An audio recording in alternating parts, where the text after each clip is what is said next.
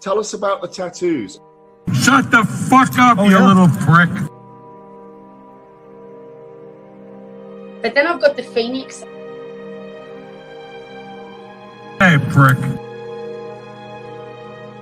So I'll take it from Bob every day of the week. Absolute disgrace. I'm sure no one will mind. Move him out of here, Darren. Ricky Hatton didn't go over for his fighter because he risked getting abducted and sold into sexual I never said that. Both have been rape victims. I'm not watching Frank Buglioni live on Saturday night. You're out of your mind. Jesus Christ, get yourself a life. He's actually a priest. Yeah.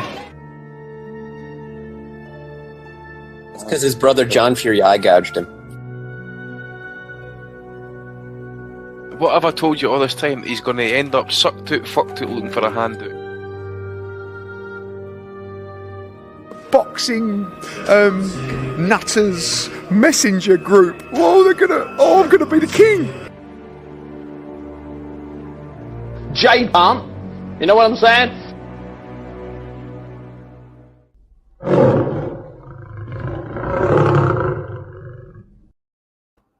Well, hello everybody, and welcome to the 498th edition of the Boxing Asylum Nuthouse podcast. I'm your host, Steve Wellings, and joining us on the call, we have Andy Patterson and Matty Di Gialinardo.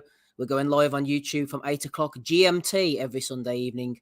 The Patreon RSS feed updates shortly after the show concludes. And hello to everybody listening through the week on SoundCloud, Apple Podcasts, and Spotify. Don't forget to leave a review on the podcast player of your choice. Throughout the entire month of November, nothing less than 5 stars is acceptable. You know, all that shite as usual. Ozzy's jumped on the call. Welcome to him as well. This is our Halloween special. Keeping with the Halloween theme, Matty, have you ever been interfered with by a malevolent spirit? I think we talked about the shit falling in my house before, but other than that, I have no real concept that of ghosts or otherwise. A lot of people believe in the spiritual world, but I have enough trouble making sense of the real world to even delve into such things, Steve. Enough weirdness around me that I can fucking absolutely say is true. I'd say the spirits would be more weirded out by you, Matty, I would imagine. Yeah, I just kind of wonder if these motherfuckers are just hanging around because watching us has become so amusing at this point in time. Like, look what these assholes are gonna do next. I say we're about 5 years from a nuclear weapon. Anyone want to take some bets? Jesus, you in on this action? I don't know. Yep, maybe it's time we got wiped out by some nuclear action. Andy, it's only fair. It's only fair. You were hitting the Ouija board last night and summoning up some spirits anyway. I was that, mate. I'm investing in the stuff plus drinking it as well. You're just talking about you've ever spoke to the dead. I remember my grandfather left me this expensive bottle of whiskey. But we don't drink it.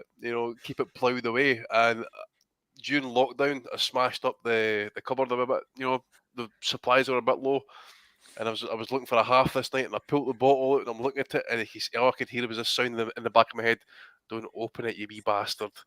So I just left it and put it back, So definitely spoke to me through the fucking curtain, without doubt.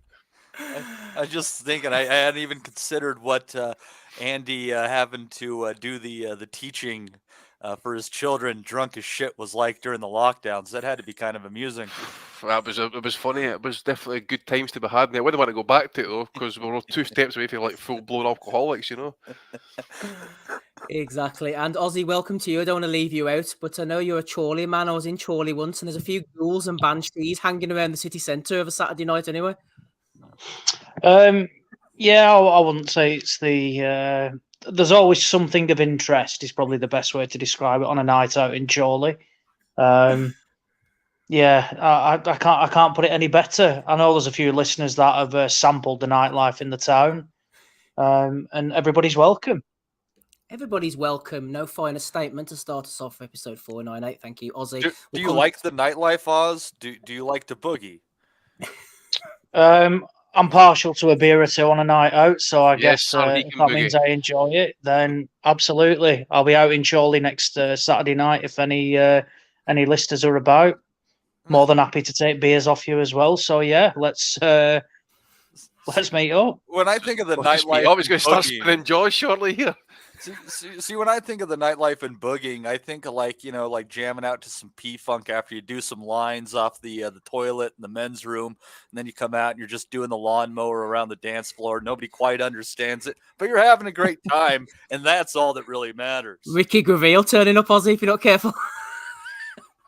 Mate, Ricky G's always welcome. I just don't think. Not saying though, I've seen some pictures from some of Ricky's nights though, and the states that when some of the boozers he samples out Yorkshire way, they certainly don't put Chorley to shame. So crossing county lines in every sense. Yeah, in more ways than one.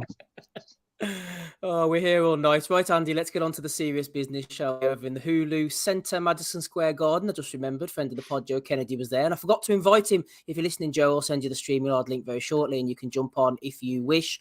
As for the fight in itself, Andy, the overriding story of the fight, going in at least, was that we needed to see whether Vasyl Lomachenko had lost a step. He'd been out for nearly a year out of the ring. He's dabbling away in this kind of Ukrainian military world. It took him a few rounds, I thought, to warm up. He was met with a really talented, stubborn foe. What did you see overall, Andy? Yeah, well, I did mention last week that through the prediction at least, that I thought Loma would get 10 distance. That proved to be the case. I just thought the guy was far too big for him. And it's funny, kind of even at this point in his career, we've always said that if he could just make 130, because he's given up a lot of weight and size, some of him's reach to at lightweight.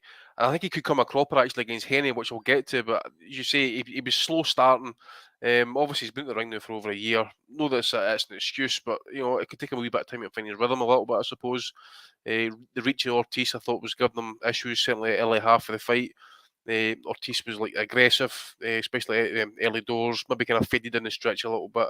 I think Loma got marked up with a kind of cuff and shot, running about the right eye as well. But I think once that kind of happened, I think Loma, the fourth and fifth, Loma started up in the pace. It looked like he maybe hurt Ortiz a wee bit back. It was a straight left hand and a kind of cuff and right hook of his own, but I think it was more kind of a kind of balance issue. And obviously, round 5, I thought that Ortiz was just trying to kind of grapple, use his size on Loma, but you did see that at least the edge in terms of speed, I think, was with Lomachenko, but he was getting caught out as well a couple of times. Trying to remain active. I think around about the 6th and 7th, maybe even the 8th, I thought Ortiz was getting a wee bit kind of more defensive. Maybe just try to save his gas, because he's not really kind of been that distance before, especially against a guy of that caliber. So maybe he's just saving a bit of gas in the tank. And then around about the 9th, I think Loma was having a wee bit more success on the inside, at least. Kind of he was having to step forward, I thought. It was quite close in the cards. It would have been funny to see. I didn't check the scorecards, but I think those first 3-4 rounds could have been quite interesting. And you going to have a wee look at them.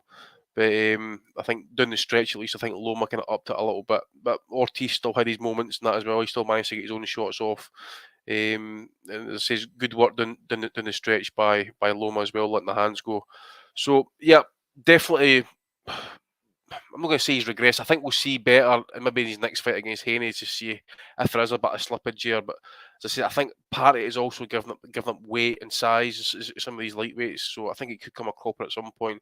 And I think Ortiz at some point, obviously, maybe his time's just not just now, but I think he'll become a world champion of sorts in the next 2 years or something like that, depending on opportunities and if the belts become available, that type of thing. So yeah, Loma certainly looks slightly rusty, at least anyway. Then obviously we'll need to confirm really if the age is becoming a factor, 34, all those amateur fights and that as well. But if we do get the Haney fight next, I think Loma's going to have to be more active early doors at least. I don't think he can allow to, especially like he did against Lopez, although he had the injury. I think if he starts quicker, try and get some rounds in the bank, and just basically try and output Haney, because if you don't give Haney something different to think about, Haney will just sit on the jab and right hand him all night long. And if Loma's got the moves, got the foot movement, looking to kind of remain active, hit the body, come up over the top with hooks, that type of thing. I think he could become a bit of copper actually against Haney. I wouldn't be surprised if he lost that fight, to be fair, as well. But then we'll wait and see how Haney looks at the weight and that as well. But all in all, I thought Loma won the fight. I can understand why the cards are slightly closer, but in the end, I thought Loma just aced it, run a bit like the 116, 112 mark possibly.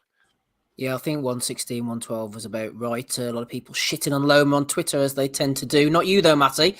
A massive props to Jermaine Ortiz. He had a game plan, all worked out. It was similar to Teofimo Lopez at times, I thought, standing tall. He was always ready to step back out of range, let that solid left jab go, let the right hand go. And for about 8 rounds, I thought he did really well. It was only when his experience at this level kind of set in and he started to tire a little bit that Lomachenko really took over for me. Unlike Jade, Ortiz can definitely come again. He showed that he did enough, that he's a player at this level, I think, Matty. Well, and I had said that before the fight, kind of asked you guys, you know, if you thought the Ortiz had more of a chance than some considered, you know, based on his jab and his size. And you just had a few of the tools that the Teofimo Lopez had that definitely troubled Lomachenko with. And I kind of wondered if Ortiz had a better chance if Lomachenko really didn't have his legs that much anymore. And he still does, but not as much. And I think that's what made this fight so close, is that he wasn't able to turn those angles as well. He did it at times, but Ortiz had good footwork as well. You know, he was able to cut off Lomachenko. He guessed his movement at a few times and kind of stunted what Lomachenko was planning to do. But you could definitely see that Lomachenko's slowing down a little bit in the legs. You know, he wasn't getting as low. You can see a bit of the flexibility in those legs is going away. And that's so much of what made him an exceptional fighter. This is a really good win. Ortiz showed a lot in this fight. I think that, you know, you having it 5-3 either way or 4-4 after the 8th, excuse me, I don't think I would really dispute that too much. I had to come back and watch the fight at the beginning because they had 2 fights going on at the same time. But I think I scored at 115, 113, or maybe 116, 112. I thought that 117, 111 might be getting a little bit on the wide side, not giving Ortiz enough credit, because he gave Lomachenko plenty of problems. He was able to do it with the jabs and straights. He was able to do it with some body shots, a few short shots on the inside. But then there just came those times when Lomachenko was able to find what he was doing well. And the main thing, and as Timmy and Andre kept going on, he was throwing that left hand followed by the little funky swivel jab, which is a little bit of a jab, a little bit of a hook coming over the top. And that gave Ortiz a lot of the problems, is what swelled his eye up. But what kind of surprised me, Steve, and this would be my last point, is I thought that maybe it was in the 7th round is when Ortiz turned southpaw, and he wasn't having as good of an offensive display southpaw, but his defense was better, and it seemed like he was giving Lomachenko more problems. And as soon as he switched stances back to orthodox, Lomachenko was able to find a good opportunity and might have even stole that round. It was just, and I don't think Ortiz knew what to do, and I think he should have been southpaw at least a little bit more, because his defense was better southpaw, but his offense was better orthodox, so it was kind of had to pick or choose. But I think that limited amount of time he spent left-handed showed that he could have done better throughout the fight, and maybe even snuck it out if he chose to throw that in here and there throughout the rounds, which he didn't. I'm a simple man, Matthew. I always think that if you're good at something, just keep doing it. And when they go southpaw or orthodox or whatever their unnatural habit is, they don't fight that way for a reason. And usually it's a sign of desperation or trying to sort of spark something into life. So I don't think he could have sustained that, Matty, to be honest. But what do you it's think? something he's done throughout his career. He went southpaw against Herring quite a bit. You know, it's nothing uncommon to him. He did, but I thought he looked a lot better against Herring when he was sort of left hand, right hand behind it, left jab, right hand. I thought he looked more effective then. But you are right, he can switch it, but I don't think it's his best weapon. Yeah, maybe not. I just think that throwing that in a little bit, you know, not like extended periods, but for a piece, you know, of most of the for most of the rounds, you know, 30 seconds of each round or something like that, might have just, you know, just give a little bit of enough of a shift to throw Lomachenko off and maybe set something up. but we'll never know. Obviously, they'll never rematch this fight. No, obviously not. M. Lithgow, 1983, says, forgot Loma was on. Ended up watching Jake Paul. Need to hand my laptop in. You and Chukwu, absolutely you do. Michael Thompson says, I watched a version with Poncha and Herring. Pretty decent combo. I watched the version that was Poncha and Herring. Then it was Bernardo Asuna, I think. Then it was somebody else. Then it was Tessitore and Ward and Dre and Bradley and the boys. And it was back to Poncha again. I don't know what the hell was going on. Maybe I was off my rocker, Aussie. I don't know what version you watched. But saying that, Lomachenko, Devin Haney next. No pissing around. Let's get it on. Ortiz, like Teofimo Lopez, as I mentioned, had success with the straight left jab. And that's Devin Haney's most potent weapon. I mean, of course, Loma's not going to let him grab and hold as much as Kambosos did. But stylistically, there are a few interesting factors and seismic factors at play already between the two. Yeah, I agree with what Andy said, really. I think we might well see an improved performance next time out, just solely for what would be on the line in the fight. However, I do wonder if we're now seeing the, like, not saying he's completely, deteriorating, but maybe, like one of potentially 3 fights left, something like that. If the legs start to slow, it's a huge thing for him, really. And Haney is an up and comer. He's not obviously boxed anyone in terms of, Lomachenko's level, but that's saying he's not really put, somewhat of a foot wrong, and he's had some sort of test that he's come through as well. I'd go as far as saying that would be it wouldn't surprise me if Haney went into that as favourite from a betting perspective. It really wouldn't. On face value, from what we've seen, most recently, it wouldn't shock me at all. That saying, I'd say it's a genuine 50-50. And I think if I had to pick, a winner tonight, I'd probably side with Haney for that fight at the moment. I know it's hard to go against someone like Lomachenko, but, I think size, not saying it comes into it, you've got to be able to use your size, but that would be evident as well. We made a point a couple of weeks ago, what Haney looked awful on the scales at 135. Yeah, it didn't really affect his performance. I think it's only when your performance deteriorates that's when you can really look at the weight. And in that instance against Kambosos, it didn't. Lomachenko clearly not struggling to make that weight whatsoever. I thought the performance was okay. I didn't like the card. That was 117, 111 to Lomachenko. I thought that was quite wide, actually. A bit disrespectful. It was like a pre-filled in card more than anything else. I thought, Ortiz put in a performance that, he may well have, he did lose, and I've nothing against the winner. But in the manner he got beat, there's certainly a place for him on this stage again. I'm not saying, he is,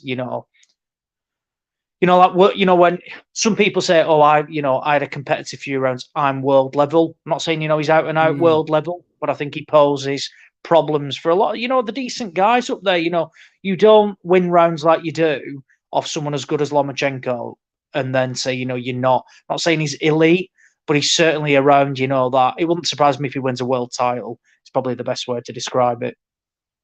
So yeah, it's always in the manner you get beat, impressive. I thought he was a hell of a lot better than I gave him credit for last week. I actually thought Lomachenko might well, put in a bit of a Richard Comey performance, might be able to get him out of there. That was, polar opposite. And I think at one point it might have been, was it round 4 that I thought, I can't remember, Lomachenko looked like he felt, I think it was a left hook. I don't think it was, too damaging, but you saw that, he does feel shots as well. Was that the one to the body? I thought he took one to the body late on, and he really looked like he took it.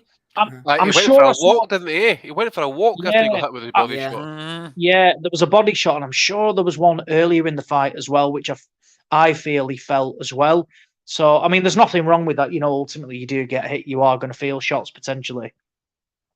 But yeah, it was one that, certainly probably raised new questions. Is he all there? Are the legs starting to go? A bit like Golovkin did in a way. He just started, this slow decline naturally because ultimately, age will take over. And, when one of your skills is movement, and elusiveness, if your legs start to tire, it does become harder.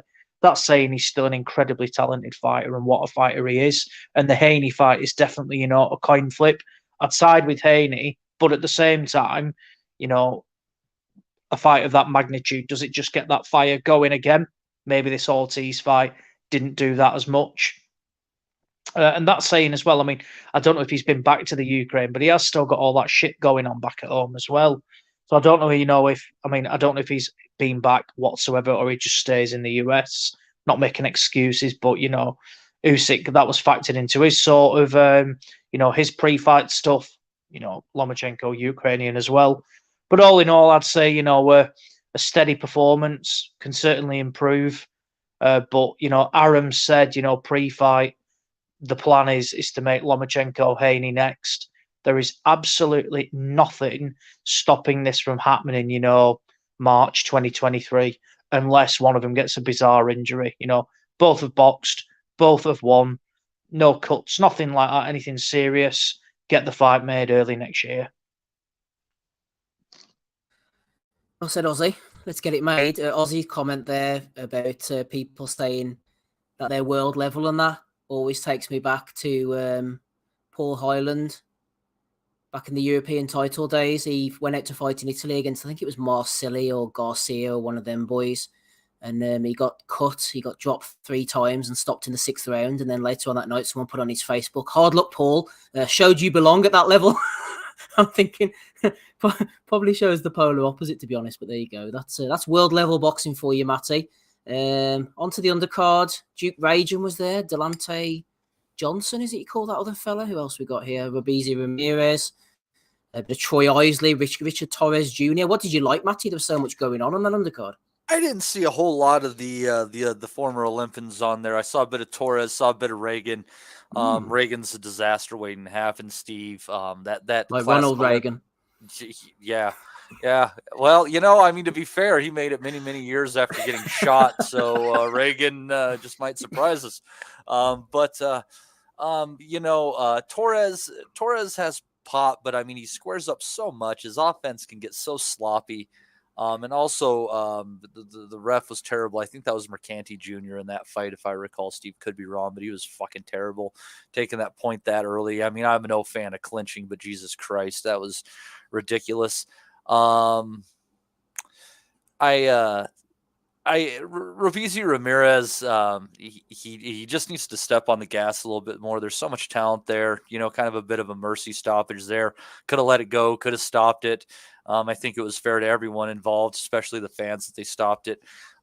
Ramirez is going to get a chance to pick up a title with that good news that Navarrete is vacating, going to be fighting Valdez for the vacant 130-pound belt.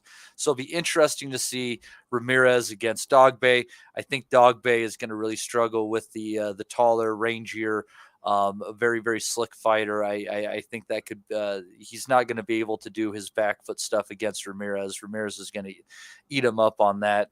It's just the ring IQ differential is just too wide.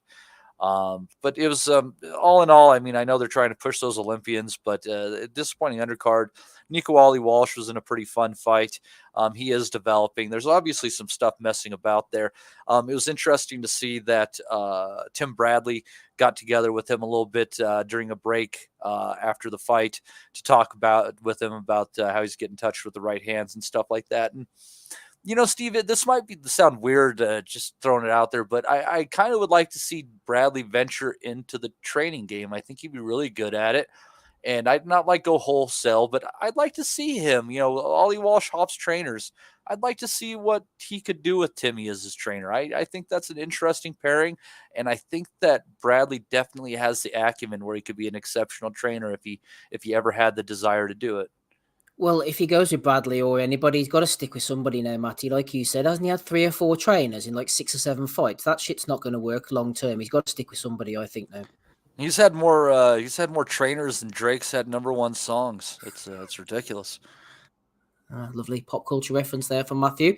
Andy, on to you. Robeisy Ramirez, whenever he lost his debut or his second fight, a lot of people were quick to write him off, but I think he's matured into a really nice fighter. He's very aggressive, not like the typical Cubans. He's being match tough. He comes to fight. He can punch late in fights as well. And I said last week that Romero, he just runs and runs and runs. So I was glad the referee put a stop to that. Ramirez had sort of punched himself out. I thought it was going to end up going the distance, and he said, no, this 10 rounds are stopping now. I think he's aggressive. I think he's fast. I think he's very skilled. He's turning into a really nice fighter, Andy.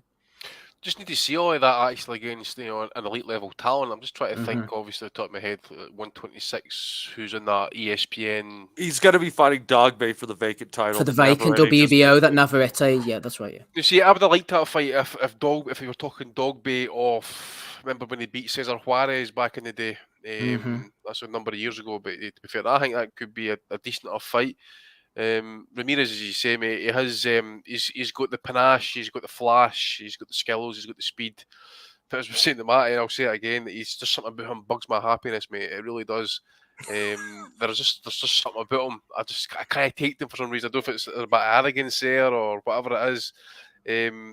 But can't deny the last couple of fights at least that he has come in, done the business, and that's what he asks these guys, especially these elite level Cuban guys. And I just want to see him again, really kind of tested. I know he's that first loss that he took. It was a 4-round split decision. I'm sure it was. He's been the 10-round distance once. Could have went the second time there last night, but at the same time, he came in there, looked very good doing it. Just want to see it now up at a decent level. Dogbe has seen better days. I'm not entirely sure at this point if it's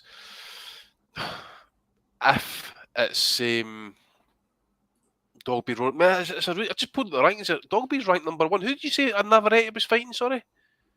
He's going to fight Valdez for the vacant 130-pound WBO belt.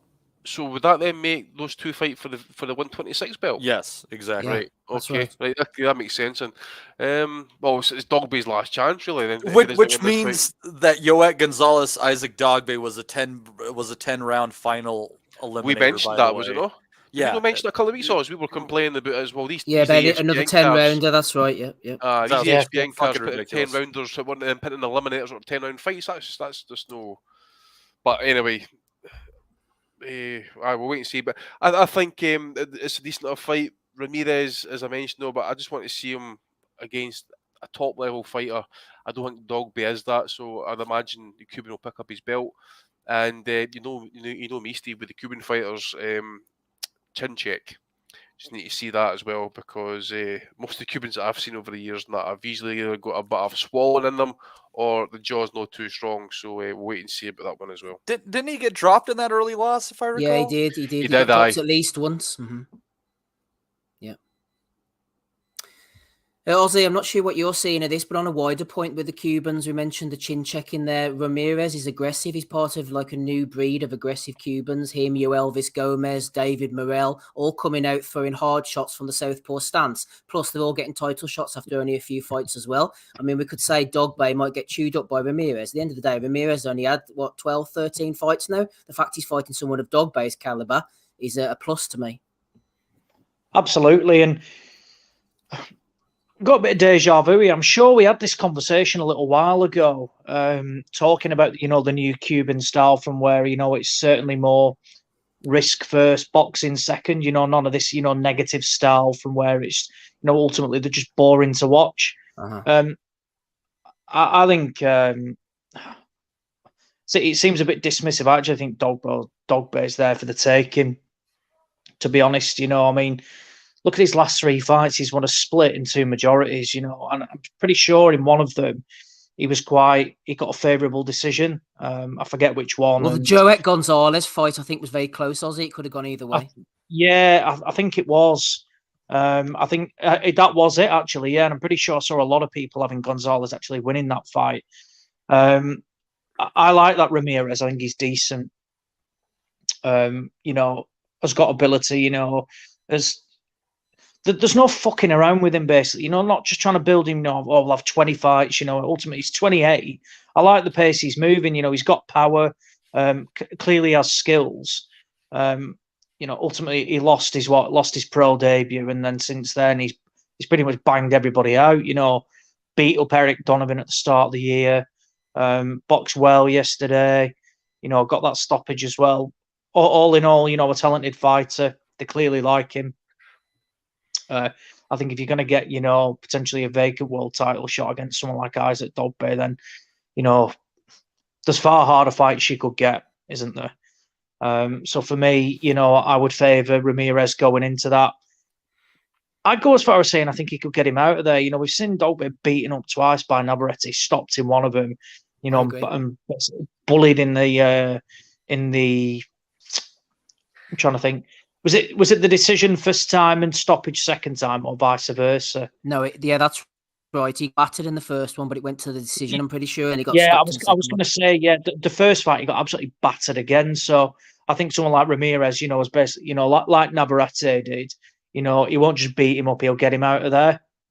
Yeah, because he's got that instinct about him. You know, I'm not saying it's a new Cuban style, but from what I'm seeing about, you know, the few pros that I've turned over, they're more willing to plant the feet and land the big shots rather than just, you know, pop the shots out, be negative. And ultimately, you know, you want to switch off rather than switch on when these guys are fighting. So, yeah, surprised Dogbay's got there. Again, I remember us slagging that off, that a 10-rounder was an official, you know, essentially a final eliminator. Didn't even know you could do that, to be honest. I thought it always had to be 12 rounds. But, yeah, a lot to like about him. Exciting, which is what we've not said about a lot of Cubans recently. Well, we got featherweight is just terrible right now. Can we just basically admit that? I mean, Navarrete going north makes it even worse. I mean, I love Lee Wood just because the guy's all heart. But when you look about his wins, Kanzu can't fucking punch for shit. Mick Conlon really can't punch much at all. I mean, he's better than his record would stay, but he's still not a puncher. You have Mauricio Lara hanging out there. You think about all these fights. I mean, Santa Cruz is at the end of it. The only fight that I really think is like mouth-watering out of the bunch out of that one is Mauricio Lara against Robeisy Ramirez, and the politics make it so that would never happen, right? So that sucks. Featherweight just really sucks right now. Who are the champions at that weight now? Because obviously you got Josh Warrington's there. He's fighting his mandatory next. Navarrete gave up the belt, mate. Ray Vargas got WBC. Yep, Ray Vargas does WBC, WBO. WBA's Wood, isn't it? Yeah. And Lee Wood, Santa Cruz. Yeah, yep. And there's Lee Wood's the fake champion. He's just the regular champion. Yeah, that's right. Was it him? Was it Lee Wood who got stripped to the belt? No, Santa Cruz is still good, actually. Leo Santa Cruz is still the super champion at that. Now, what the WBA have put out, this is it now, is that they have wrote to Lee Wood because they were going to order the Santa Cruz Lee Wood fight, but then have asked Lee Wood and his team to provide medical documents to prove that the reason you pulled out of the Mauricio Lara fight is due to the injury that you said it was. That's right. Now, they never responded to the first letter, and the WBA have actually sent a chaser asking for these documents. So I think if Wood's team can't provide these documents, and ultimately, I don't see how they can fake scans, you know, of injured shoulders and things like that. I think they'll toss Wood, you know, to the side and may well order, you know, Santa Cruz against Lara or something like that. It says it all, ultimately. I'm not, you know, we'll come on to him later, but Kiko Martinez still remains a player at featherweight after last night's win. You know, he's the European champion again. Someone, you know, like Martinez now should not be, but ultimately, for me, he is a top 10 fighter at that weight, without a doubt. Easily. And do you know, I said it, I mean, we'll come on to it, but he could still win a world title, Martinez, just for the lack of depth. You know, that's there. You'll get a top 10 ranking off that European title win as well, mate. With the WBC at least, yeah. Exactly. Yeah, plus he's beat Jordan Gill, who's ranked top 10, I'm sure, one of the bodies at least. Well, that was European title, so he had to be inside the top 10. Yeah. Yeah, but it just shows that. But this is what we were saying now. Remember, it was when Kid Galahad got banged out off. You know, we were saying Kid Galahad got beat off Maxie Hughes, and we said that Kid Galahad could actually drop down to featherweight. You know, he went up to super feather because there's basically nobody at that weight whatsoever, realistically, and he could get one win and just appear, you know, in the top 10 of these rankings immediately because the depth isn't there. So, I mean, you got Ray Vargas, Navarrete's going up. I mean, Brandon Figueroa was ranked. I'm just going off box rec here, but he's at 3. Lara's at 4. Lara's the problem there. Lara is probably, you know, you could argue probably the best fighter in the division, really. Well, you know, and I know that they got Lee Wood out of that fight because they knew that they keep Lara fucking Lara about, don't they? The fuck out, and I have gone on about how much respect I have for Wood and pulling these fights out of the fire. He's an incredible guy. Lots of respect for him, and I'm not pinning on this on him. I'm pinning it on his management. They knew Lara was going to beat the shit out of him. They handed Lara that shitbag fight in Mexico. Oh, the guy is he's absolutely vicious, and he does so many things wrong. But the way he can take a punch and the tenacity with which he does it, it all comes out right. Yeah, and there's nobody really who's got that, real, that elusive style, that could basically make him look. Because we've seen these we've seen these Mauricio Laras come along before, blitzing everybody out. Have got this power, but actually only box one way and can improve in certain ways. But there's no one actually, essentially, apart from someone like Kid Galahad, who could literally, be quite elusive and make someone like Lara look stupid. But again, he wouldn't have the power to keep Lara off whatsoever. And as you get wiped out by Kiko Martinez, you're fucked, basically. He wouldn't stand up to Lara's power. But yeah, there's certainly, there's a bit of quality coming, lower down the rankings, but at the top sort of stuff, Lara's the problem. And it's a bizarre job what Hearn's trying to do, looking at making that. He mentioned last night again, we could maybe look at Lara, Kiko, Martinez. That's a bad fight for Martinez now. Martinez doesn't need to be taking that. And this was after Martinez called out Lee Wood, which I think, let's make it. I would take Martinez in that fight, actually, to beat Lee Wood.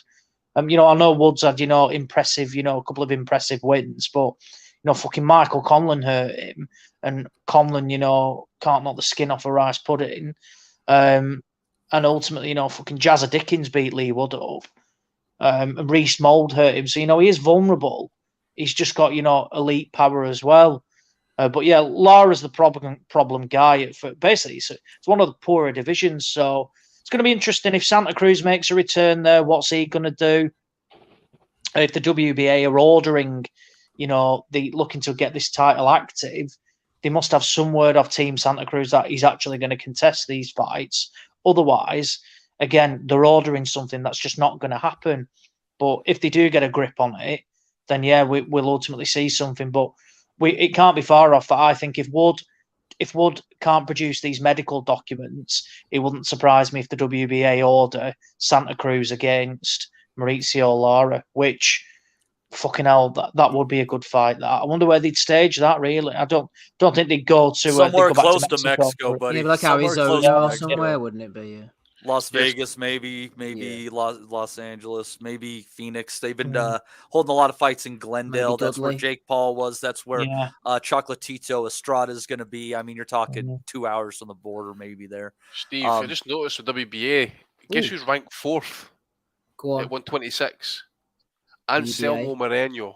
Oh, don't even make it. Oh my God! All right, we're not even going to go there. We're not even going to go there. Let me just say this though. I would love to see Eddie just turn Lara loose so that Lara could potentially go PVC, because Mauricio Lara against Ray Vargas, interesting fight. Mauricio Lara against Mark Magsayo, interesting fight. Mauricio Lara against Brandon Figueroa, fight of the fucking year. All right? Eddie's not going to do that, though, is he? He wouldn't give a shit about that. Maybe to get that Santa Cruz fight to happen, they might have to give them an option. So we might get 2 fights out of that. You never know. That might be one of those things where politics forces something weird. And I don't know how the contract with Eddie and Mauricio is. Do you know if it's fight to fight? Do you know if it's for an X number, X years, X number of fights? We have no clue. But those fights that I just named are better than anything that Eddie Hearn could give us with Mauricio Lara at featherweight. Would anyone disagree with that? Hearn can't give Lara anything apart from a Josh Warrington rematch. Wood saw his arse and pulled out, clearly proving on this medical stuff. Who else can he actually? He can't take credit for Kiko. He won't. There's no way he's put an option in on Kiko Martinez, basically. So ultimately, who else can they actually give him? Nobody.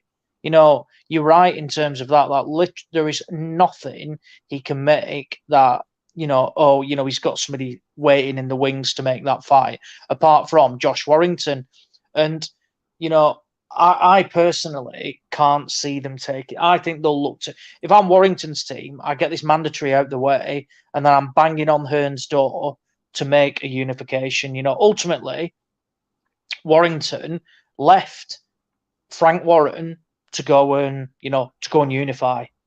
And since then, he got banged out off Lara. He then drew with Lara because of a bad cut. and then he beat Kiko Martinez to win Didn't his he old drop title. his title? He only say dropped his title at one point. Yeah, didn't so he? he vacated it, yeah, and then boxed Maurizio Lara for nothing. Just a basically, just a random, not saying tick over, but probably for some sort of ranking. Got stopped, drew, and then beats Kiko for his old title that he originally dropped, and now he's got this Luis Alberto Lopez as mandatory. Who, by the way, Isaac Lowe's a level below, but absolutely, basically kicked the shit out of Isaac Lowe. That was on that Probellum card, I think it was, or Elite Eaton card. And Lopez and Lara aren't dissimilar. That's why I'm wondering about this fight. Stylistically. Yeah, I was just going to say then, how many times recently have we seen these Mexicans come over, a bit of an unknown quantity, and then they prove that they've got power in both hands, the tough as old boots, and they just cause hell for 12 rounds. I don't think this is going to be an easy fight, this. And, Warrington, has got that all-action style from where, he likes to get involved in a tear-up. But I think he's vulnerable now. Kiko Martinez made a bad mess of that jaw, didn't he? He broke Warrington's jaw and he had to have a plate inserted. So I don't think it's a guarantee that if, I think, for me, if I'm Lara, I either say, look, I want a world title next, or if he's not under contract, he needs to fuck off to PBC, and actually go and get some big fights, because his last two fights, Lara, he was hot property.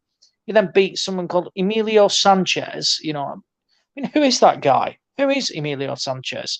And then, most recently, that Jose San Martin. Again, just crap.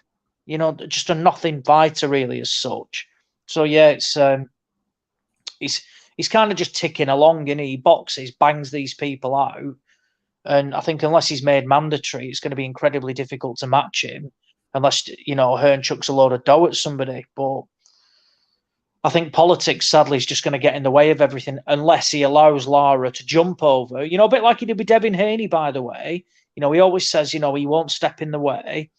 How valuable is Lara to the zone at the moment, really? Does he draw in the numbers? Does he not? If so, let him go to the opposite, the opposite side. If you back him, he'll win the world title and he'll jump back over. A bit like, he expects Haney to do. Otherwise, he's just going to have to keep feeding him nobodies until essentially an opportunity can just magically create itself, because I think they just all force him into a mandatory, which the two fights he's had, they've not been for any sort of ranking belts. I don't know. He's not in the number one spot for anybody, nobody like that. It's a bit of an odd one, really. Right, we need to bring Rapping Rob Kelly in. Just before we do so, just to remind everybody, you're listening to episode 498 of the Boxing Asylum Nuthouse podcast. Ozzy's here, so is Andy, Matty, and me, Steve. Let's have a look through the chat and give some shout-outs before we come to Rob. Sean's here, so is Liam Davis, Christmas, Matt Butters, Noli Jr., SW, Emily Lithgow 1983, Johnny Horsecott Nelson, Ian Chalice, Jim McDonald Boxing, go and subscribe to him, Yimmy Yappy, Chelsea Taylor, a.k.a. Ryan Ormerod, is with us as well. Des is here as always. Good to shout out to you, Des. Good to see you. Who else we got here? Any new names? Michael Thompson. I think I mentioned him already. Oh, there's not much going on as we scroll on up. Christmas. Shout out to him, her, they, them. Take Ames is in as well. Shout out to you, Ames. And finally, down the bottom here, Andrew Thickett just arrived. I've been quiet for a few weeks. Listening, of course. Absolutely, Andrew. Talking of quiet, listening, of course. Rapping Rob Kelly's hanging around in the background. Lomachenko, Jermaine Ortiz, Roberto, what are you thinking? Paranoid to fuck about you, by the way. He just woke up. Stuffed. Like Ice Station Zebra. Doesn't mean they're not out to get him. I'm very relaxed, put it that way. Aye. But you're walking about the streets of Wexford right now, looking at your shooter every fucking 5 seconds. That's just every day. So I managed to catch up with the fight this evening. I thought, do you know what the main problem was with Lomachenko? He didn't download the data. He fucking downloaded the data this time on fucking Ortiz, and he nearly came unstuck in the middle rounds.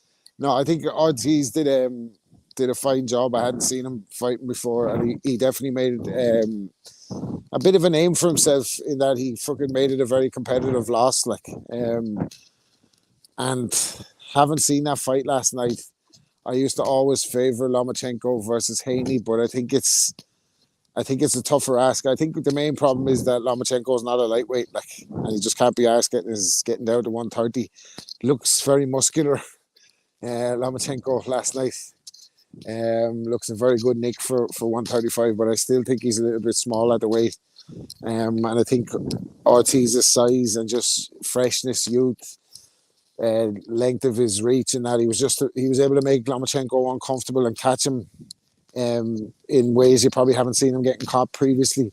So I think Lomachenko, all the amateur fights, the jumping up and down the weights in the pro game, fighting at kind of elite level since he turned over, bar one or two opponents that are questionable, a la fucking, top rank form, but he's generally been in with top level guys in each weight division since he turned over. And I think you're just seeing maybe the last days of Lomachenko. I might be writing him off prematurely, not saying he can't win another world title. I'm not saying that he's not a live dog in the Haney fight, but I just think he might be on the slide compared to what we've seen. And I think that's mostly down to the fact that he's at the wrong weight. But yeah, an entertaining fight. Good to see Lomachenko always.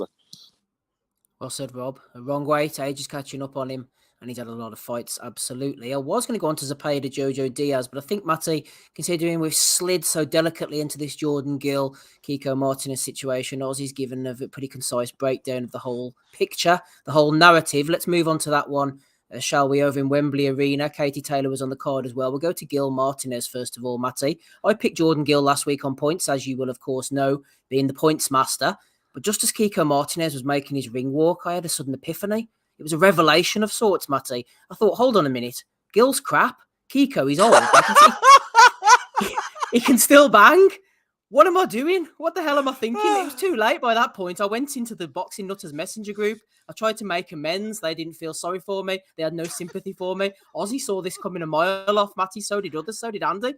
Why did it take me until the announcements, the ring announcements, to realise this egregious error? I want to back you on that because I felt the same, right? And then I went back to Ozzy's bet, and I was like, shit, I better get on that bet, right? I was going to and I was in the betting app trying to place a tenner on it, and for some reason everything was moving really slow, right? So the next time I looked at the phone, the fucking thing said betting suspended, and I looked at the screen and he was already after knocking him out. I was like, yeah, bastard, anyway, yeah, fucker. No, Rob, I'll tell you what that was, because Oz, I hope you got on that early. Once I got around to finally making all of my bets, I did them either Friday evening or Saturday night, or Friday night or Saturday morning. That 5-1, 6-1 that you had seen had already moved down to 2-1. The bettors bought the fuck out of Martinez at that price. And I was too stupid for it, Matty. I sent him in a t-shirt and I thought, he's going to knock him out, man. What am I doing? Well, there you go. And Steve, every single time that Martinez touched Gill in any clean manner, Gill hit the fucking floor. He got back up, but he hit the fucking floor. And eventually the ref just said, yeah, man, this is going nowhere. We all see where this is going. Like, it might have set some sort of a record for most knockdowns in a fight if they'd let it go. Maybe he'd even seen heard the final bell somehow. But Gill just does not have the chin to stand with Kiko Martinez. And it does show that, yes, there's a lot of people that can take that route where they win the area championships, they move up to the European, et cetera, but there is a lack of punchers oftentimes as you're making that trek. And the day you run into a real puncher, you struggle. And Gill had already been down against people that were not exceptional punchers. Everybody who saw the value on Martinez of 5-1, well done. I didn't get it until 2-1, but hey, I got everything in the round robin, won a couple of parlays. It was a good week. Big thank you to Kiko Martinez, because that was a clean and easy bet. Well, here, Matty, MB is trying to throw me a life raft. He says, I'm sure you picked Kiko on here last week, Steve, but I definitely picked Gill on points in the Joe Kennedy's league. And you can confirm, Matty, I'm pretty sure I picked Gill on points here as well, didn't I? Yeah, you sure did, buddy. Sure did. Yeah. I mean, at least I got one, mate. You said stoppage on that one, Andy. We'll get to the whole total thing later, but yeah, as bad as your pick was, Gill getting going just to the points was good, but I mean, to think that Jordan Gill was going to stop Kiko Martinez, I mean, what fucking nutbar would think that?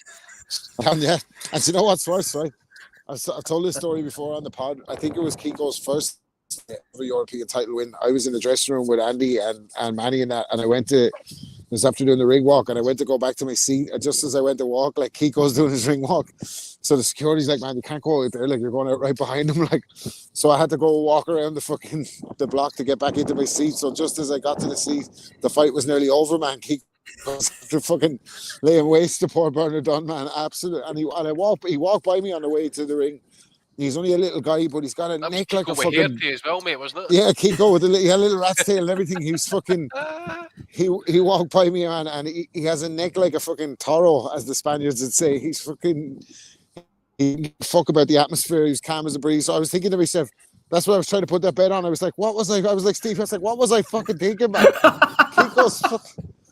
Kiko's going to do the business here, like, fuck us. Well, fair fucks to him, man. What a guy, like, fuck me. Well, what value he's been over his career. He's been incredible value in every fight he's been in, like.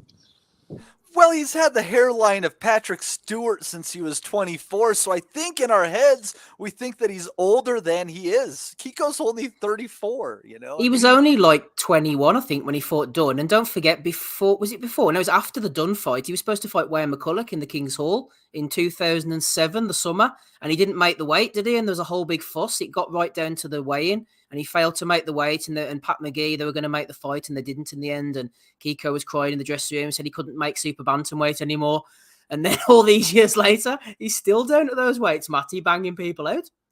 He's unreal, dude. I mean, he's one of those fighters that he win, lose, or draw over his career. He's put together for his weight divisions one of the best resumes in boxing. And, you know, we'll be touching on it in another 5-6 weeks here. Jose Pedraza is another one of those guys I was thinking about. Like, regardless of how he's come out on the outcomes, like around those weight classes, I mean, these guys have fought fucking everybody. And they've done it for the better part of a decade plus in Kiko's case. Unreal. Unreal. Kiko must be a nightmare to fight against just that style, that old pressure. Even when he throws his punches, he doesn't really get full extension on his shots, but because he's walking into distance and he's throwing those chipping shots right in, they're hurt like fuck. And Gill was just had no answer. But what a mess he was in. You know, his face was cut to ribbons and that as well, wasn't it? But I think considering what's been happening over the last few weeks and that as well, there was a couple of boxers picked up on in a doping situation in Spain a few years back. Actually, it was more kind of related to cyclists. 2 boxers were actually apparently named in it. We don't know who they were at this point, but I'm not wanting to kind of like cashed out, but he's always been under suspicion. Do you think he's a juicer, Andy? We discussed this off air last week, me and Rob and that as well. You just don't know. Mate, look at him now, man. Well, not the baddest. I think you might be jumping the gun there, Andy. Nothing dodgy's going to happen in Spain, man. What's that? No. Nothing happens there, mate. Y'all go there to do dodgy shit. If he comes to your place doing dodgy shit, it's only fair. Like, seriously, don't you guys just go like to Spain, like to do drugs and Spanish women? No. Drogos, I mean. Or no, you can't tell me it was just Scott Harrison that fucking went to Spain for that, Andy. Bullshit. Scott Harrison had a house out there, mate, so he had all reason to so he could do drugs and Spanish women. We all know it. You guys go there for your debauchery. You take your debauchery outside of your own borders. You're very disturbing people. Well, listen, you have to have something, don't you? For fuck's sake, it's freezing over here. Fucking hell. I don't know how to follow on from this, Andy, but I was going to say, people were talking about Kiko as the greatest Spanish fighter in all time, and I'm trying to rack my brains. I'm thinking Gabriel Campillo or Javier Castillejo. I mean, it's a pretty slim pickings. Kiko's got to be right up there, hasn't he? Sandor Martin. It's got to be Kiko. It's got to be Kiko. Yeah, that's what I'm saying. I mean, Castillejo was up there. Win. He was a tough guy. Knocked out Sturm. Did he get stopped by Vargas or De La Hoya? One of them, or maybe went the distance. He was a tough guy, but Kiko's wins, Andy. You know that he's got to be up there. Yeah, he's got to be up there, mate. But I'm just trying to think any other Spanish fighters. I mean, obviously we need to go back in time in that as well, possibly. None spring out. I mean, Martinez obviously is Argentinian, but he was based in Spain. He was, but yeah, he's Argentinian. Yeah, so Yeah, I'll probably say Kiko, mate. I'll tell you what, if he wins a world another world title, then without doubt we can maybe say that he's the best Spanish. We got to be honest though. Yeah, we got to be honest though. He's definitely the best. Bruto. That's an incredible feat for him, but it's also sad for the country if you look at it on the whole. It is. We'll feel sad for Spain. Anyway, Ozzy, I know you've mentioned Martinez, Gill already. What about the rest of the card? I suppose we can segue neatly with you. Bit of Katie Taylor over 10 rounds. Bit of Johnny Fisher. Bosch with the Chineses going down. Bit of Mary Romero against Ellie Scottney. Gary Cully in about 30 seconds. Jordan Reynolds. Who else? Start with Fisher, mate. Start with Fisher. John Hedges. Well, Please, no, come on, I'm actually going to start with basically that. Andy owes me a large beer because literally off my breakdown last week, he's the reason he picked Kiko. For Stephen Robb, the haters, ageist, against Kiko. Just I could not see any other outcome after seeing Karen Guerfi pace Jordan Gill around the ring and then get banged out by a shot of a lifetime. That Martinez would not do the same. And Gill, fucking hell, he was in a bad way come the end of it.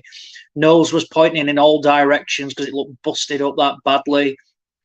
He was like a jack in a box of getting knocked down and getting back up again. And Martinez it was like a man against boy. Just Martinez bullied him, he beat him up, and Gill just didn't have a clue. I know what they were trying to do is that if Gill had beaten Martinez, they were looking to line Jordan Gill up to box Mauricio Lara. They must hate Jordan Gill because Lara would could surely put him in an early grave.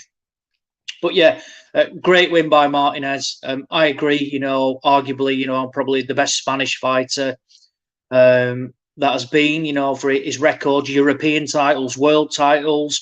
Not just stayed at one weight. How many times has he been in the away corner? Got the upsets, done it on away. So the UK is like his second home, really, isn't it? How many times has he boxed over here now? Probably 5 or 6, something like that, God, yeah, maybe more, should have beaten Zelfa Barrett as well, realistically.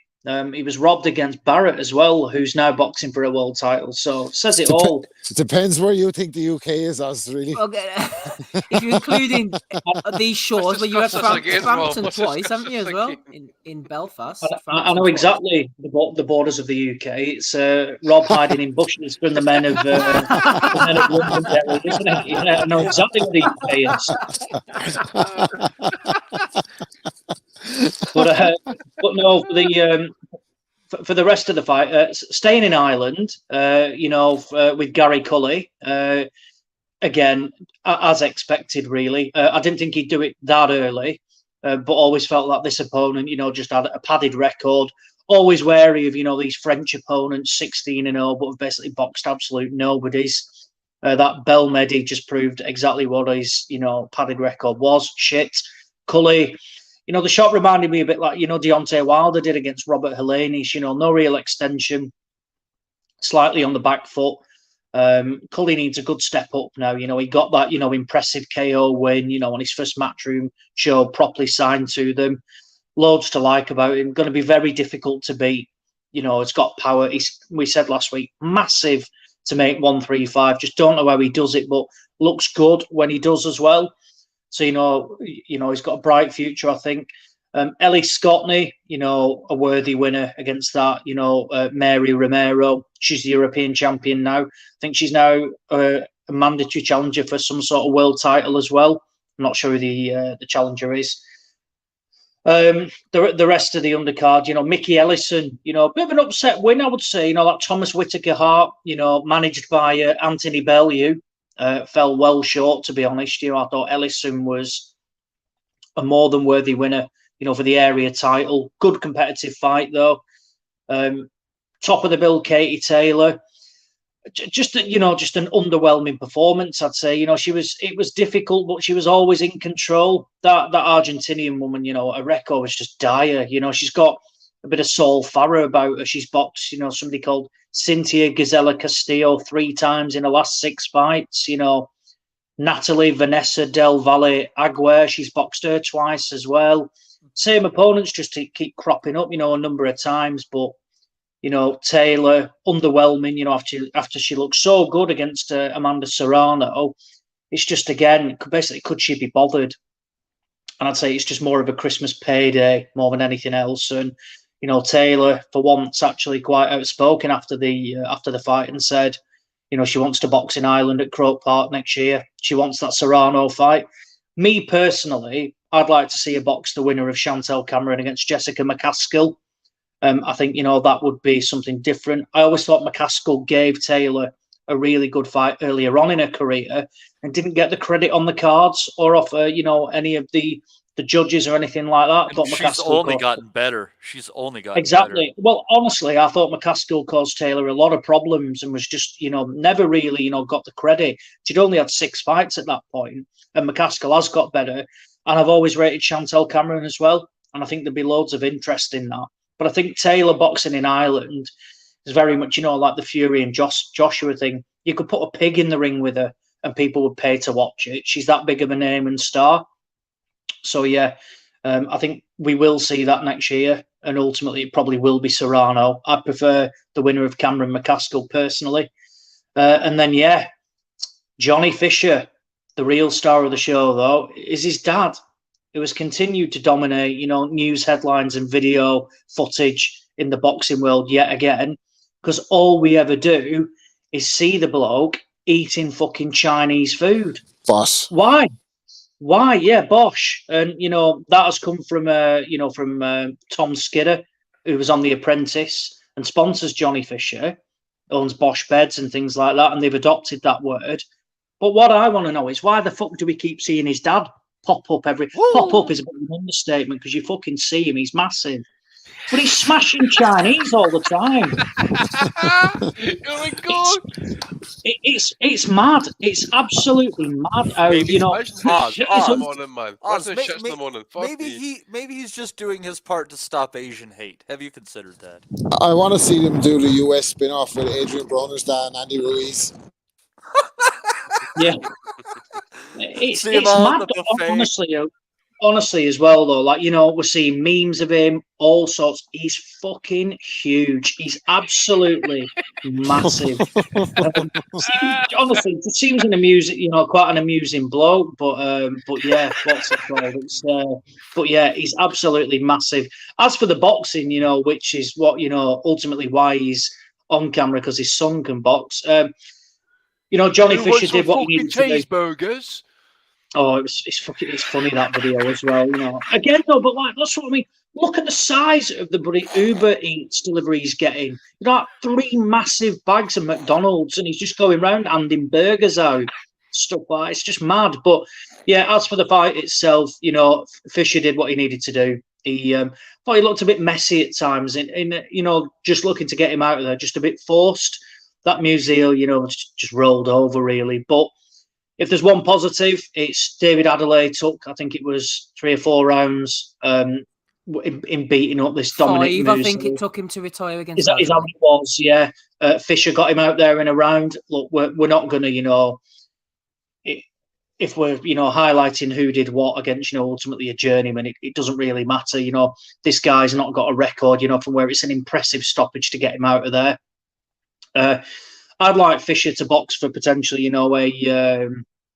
maybe the Southern Area heavyweight title next or something like that. Or I think he's probably, depending on who they go with, it'd be interesting. I mean, I wouldn't mind, a fucking another big guy, Jay McFarlane, who got beat off Guido Vianello on Friday night in Italy.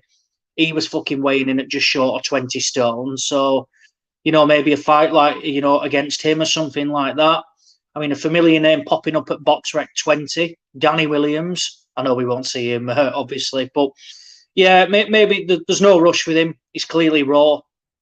I think Fisher does a lot of his work in the gym, to be honest, sparring, with the likes of Joe Joyce and other people like that. What about Fisher against Dennis Lewandowski, Ozzy? Fucking hell. There will be some weight in that ring then. I mean, I won't mind. Fisher's actually in decent shape, but that Lewandowski, yeah, I mean, I'll be amazed if Hearn brings him over again after being caught out by the BoxRec picture first time round. But I'm all for seeing a 350-pound heavyweight. Why not? But But no, me personally, I'd look to take him, the area route, get him in with someone, it's difficult really because there's just not, that sort of depth. But, I guess, you can find somebody just for that area title, gives him the experience, of an actual, like a DL Jones. We know he's going to knock him out, but that's fine. Maybe a George Fox. I think that would be a decent fight. Fox, got beat off Sokolowski, or that would be a fight next, really. Let's, would the building him okay? Would they risk him putting him in with Kamil Sokolowski? Ultimately, if you can't beat Sokolowski, who I do think is better than his record suggests, you're not going to go very far. So I think that would be, that would be a decent test for Fisher. But they like him. He sells loads of tickets. Just the one thing I don't like is that every time he wins, he doesn't need to share a fucking Chinese with his opponent after it. And then conveniently, it's caught on video. Come on. We don't need to see that, fucking deep fried chicken balls, I think he shared with this guy and stuff like that. Into the banter, mate. Yeah, it's not fucking banter to me. It's embarrassing. It's just a fad. We've seen it once. I think Chisora did it, eating a burger with somebody, and then everybody does it now. We've got to share a bit of food and stuff. It's boring now. But yeah, the John Fury mate at the matchroom side now, isn't he? Yeah. Is what? Yeah, he is. Yeah, but that is that's a good comparison. That Fisher's dad is the John Fury of the DAZN and matchroom side of stuff. Fucking cheeseburgers. I'm a fighting man. Fucking Chinese. What Chinese lads? Yeah. Fucking hell. You're not Welsh, is he, Andy? No, mate, Irish mate, mate. I saw a what's it called? Saw a video of Fisher's dad listing his, standard Chinese order on a Sunday night. Go on. It's like he was reading, like a 20-page document. It's like he's reading his son's opponent's record. Yeah, literally, it's everything. But I won't mind. He goes like, I'll have a plain chow mein, I'll have a chicken chow mein, or boiled rice, fried rice. I'm thinking, how much chow mein, how much noodles and rice do you need? You've not even got onto anything else yet. Curry sauce, salt and pepper chicken, salt and pepper chips, curry. Is this all new? My God, I like a Chinese as well, but fuck me, he takes it to another level. I bet the local sanitation treatment plant's fucking dreading the weekend to his house. Holy shit, man. I was going to say, fuck me, you see him with all this fucking fast food, burgers, McDonald's, Chinese. I feel for the fucking toilet when he gets on it. All the fucking lifeguards. Did you see that picture I posted in the WhatsApp? It looked like he'd been on the Eckies. Fuck me, Is that where he sat at the table with not like basically no top on? No. That one. It was about, I think it was a get together at the house, and he's fucking this guy's walking through with the camera, and he meets Johnny's dad standing in the fucking living room. Yo, right. He looks like he's got the Sylvester Stallone lip. Oh God, yeah. No, I did. Yeah, he looked absolutely corpse, didn't he? Yeah. I'd say that. Yeah. Mad though. But like I said though, ultimately we've done everything what I've basically criticised for. He keeps popping up, and we've just spent probably about 10 minutes talking about Johnny Fisher's dad and his Chinese orders. So I love the way he's like laying out the Chinese on the table, and then he says to the wife, "Get us a pint of water there, will you?" Oh, yeah. That's what I think about your health, Rob. Kind of Diet Coke. Yeah, cheeky gotta stay hydrated. But yeah, mad.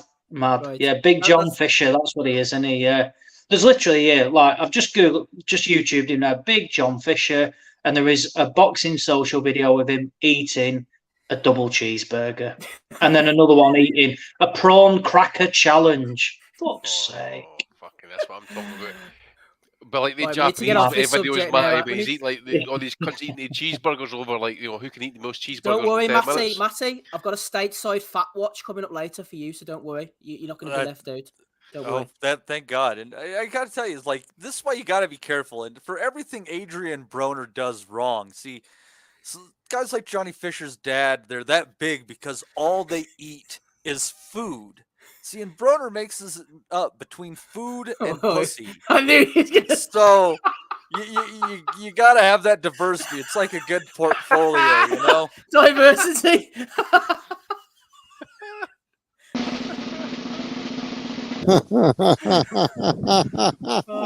fuck's sake. Right, where the hell were we? Unintentional value in that one, Steve. I know, See, I yeah. guess see, if I was about to fight Johnny Fisher, man, I wouldn't even eat Chinese. I hate Chinese food. Meat by curry for me. So get a nice fucking. Actually, Andy, what I was going to mention to you was just quickly on the undercard. You can talk about what you want, obviously, but just going back to Gary Cully, the fella he fought, Joeid Belmedi, the French fella. Did he put more of an effort than the last French person we saw, your man against Simon Keane in Canada, who went to one knee and put his hand up in the air? Who gave more effort in their performance, Andy? I never saw that fight, mate. As I say, I was out yesterday making smart investments like Floyd Mayweather, and I never saw it. I came back yesterday. The only fight I seen yesterday was Katie Taylor, and I was watching it through fucking blurred eye vision. Go on, fair, then. mate. Look, mate, what can I say? She does what she does. You know, I thought she was dominant. One round just kind of equaled the next. I would say that Carbajal at least had a go, or tried at least. But I just thought in the end, I think Taylor just experience was probably the more telling factor actually as well. And just one of those actually, it was a fight again just passed me by, mate, because these rounds are 2-minute rounds. And yeah, that's a hopefully. I'm being serious. Hopefully she does get her homecoming. Actually, I want to see her fight back in Ireland. If it's going to be Croke Park where it's going to be, then whatever that is going to be, mate. I just want to see her have her. Hurry up with it, at least. Andy. Hearn's been saying this since she turned a debut. He said it again. Oh, let's have a look in Croke Park. He's been saying this for the last 6 or 7 years. Or however long it is. I don't think that's an easy a sell as they make out. Like I agree, Rob. 80,000. Like I think it's going to have to be Serrano number one if they're going to have any chance of it to try and sell it as like the rematch said of the greatest women's fight of all time or whatever. Like, but 80,000 is a lot, man. Like, it's like she's big over here, but and like I'm sure I'll probably be at it with my little one and my wife for sure. Like, but that undercard would need to be quality to fill that out. To be fair, like, yeah, and we just don't have depth of Irish fighters to kind of make up the undercard either. Like, so it's a tough one. Like 80,000 is a lot, man, a lot. Yeah, maybe put Joshua on it if you could on the world tour. You know, Joshua was supposed to fight in Dublin back. Joshua versus Basil Kennedy. Niall Kennedy, get him out of retirement. Niall, the big return. No, Joshua actually. No, big sexy, big sexy. Big sexy's got a big rogie. There's got to be there's got to be an Irish equivalent to Father Dave that could move a few tickets. You'd figure. I'm not going to say. Go ahead. Right, moving on. Matty, on to Katie. Come on. What were you thinking last night against Carbajal? You know, Carbajal gave a pretty good account of herself, everything considered. She is limited. Her record definitely beaten around, you know, as Oz kind of referenced, beaten just the same fighters kind of over and over again. It seems like there's just like kind of like this bunch of Argentinian female fighters around, like super bantam up to lightweight, and they all kind of fight each other at some point in time. And, you know, I mean, they got their own thing going on. They got their own scene. And whoever elevates out of that seems to find their way to a world title opportunity. And it's just not enough. Katie with the shorter, sharper punches, better jab, better footwork. Just in general, everything that she did was just a step ahead of what Carbajal had to offer. I thought Carbajal probably won the 6th. There wasn't a whole lot beyond that you could give her. Taylor hopefully is moving into that Serrano rematch. I would love to see that, obviously. Although I would also love to see Baumgartner again, and I would love to see Michaela Mayer as well. I think that's a really good fight, a good boxing match as well. If they can't make the Serrano fight, might not be as entertaining as far as style matchups go, but the skill level does make me curious. Certainly does matter. We'll keep an eye on that for future Chicks with Dig episodes. Let's move on then. Let's pick up the pace over to the Pachanga Arena in San Diego. Excellent card from Oscar De La Hoya. I enjoyed everything I saw of this from top to bottom. Joseph Diaz Jr., a.k.a. JoJo Diaz, in the main event against William Zepeda. Andy, this was a real coming out party for William Zepeda. He was aggressive from the start. He showed a super engine, great gas tank. He was just throwing those hard shots to head and the body. He was never letting up at all throughout the whole 12 rounds. He made JoJo Diaz work hard, and props, I suppose, to Diaz for not quitting, for not kind of putting his head down and saying, I don't want this anymore. He tried to let his hands go, particularly with the right hook, but he was just second best, and this scorecards just mirrored that performance. Yeah, obviously it should be kind of concerning as well. Just obviously with Diaz's out of ring situation just now, obviously with some lawsuits and some other things. I think obviously there's talk about drinking his money away. I think you could maybe be looking at a situation here. Maybe Diaz is now over the hill or just on the slide now at this point as well, because I think in terms of like what's good for boxing, it was good to have a fresh contender at least kind of come into the fold and basically make a name for himself, basically, because obviously it was a one thing. Obviously right now Alvarado won that actually as well, but he'd never really kind of stepped up against a topish type fighter. So this was his kind of coming out fight. I thought he dominated it. It's just again Diaz, if he had the power really, it might have been a totally different fight. But as you say, Zepeda, just kind of kept it going. And to be honest, I think Diaz now, to be fair, I think he'll become one of those kind of type gatekeepers. I don't see him becoming a world champion again, to be fair in that as well. I just think his out of ring stuff is going to catch up with him, possibly already has, and I think maybe his peak years are now behind him. So fair play to Zepeda. Obviously he cut Diaz as well. I think there've been some accidental headbutts going in there and that as well, but Zepeda definitely good value. And Matty, was that on the prediction league last week, mate? Did I pick that one right as well? You sure did, Andy. You had a perfect week of 6 points. That's what I'm talking about. Pulling you closer. But Steve, who went into the week with a 2-point lead, has been able to spread that lead to 5 over Rob, who was blanked last week. And I'm creeping back a little bit there. Always close enough to think I have a chance, but never close enough to actually have a chance, of course. Yeah. This league, that's the last week I tried to gamble on the points, by the way, because I would have fucking. Yeah, I you paid really the wanted price, to pick Rob. Zepeda. Yeah. Well, no, just to give the guys this heads league. up, like they seem to have forgotten that I said that I would be paying out a cash prize for the league, and then I reminded them last week, and then I think it's going to get more interesting in the last 2 months here because they all thought it was just pointless, and now they seem to remember there's a point. So should be exciting. Wasn't pointless for Andy. 6 points this week. Good for Andy, right? I was just going to say though, mate, just one final point for me. Again, I'm not one of these punch stats fanatics or anything like that, but I'd seen somewhere online that guy, the Zepeda, just threw under 1,600 punches over 12 rounds. That's fucking amazing. So, over the last, I'm going to say again, over the last couple of weeks, I'm getting a wee bit kind of suspicious. But it was superhuman punch stats, at least. That 1,500 punches told its own story for me, at least. Yep, it certainly did. It was a really good fight. Matty, despite the drinking, smoking weed, and extracurricular deviancy, JoJo, he was strangely effective down the stretch. He actually let his shots go for once. And I got some stick during the week for this. But Ozzy has already laid the groundwork. Props to Joseph Diaz Sr. He's put on a sufficient amount of weight between fights. He looks like Dan Raphael now, Matty. I don't know if you saw him in the corner. And he's edged himself into contention for Fat Trainer of the Year. What's with the theme here? Everybody's fucking obese. It's going on here. It's just like you're trying to make Oz just spend the entire podcast in disgust.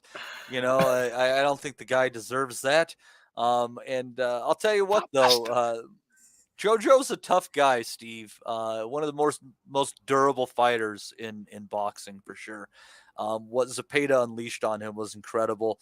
I can't believe that JoJo was able to withstand all that, but he took so much on the gloves. He's got a good high tight guard.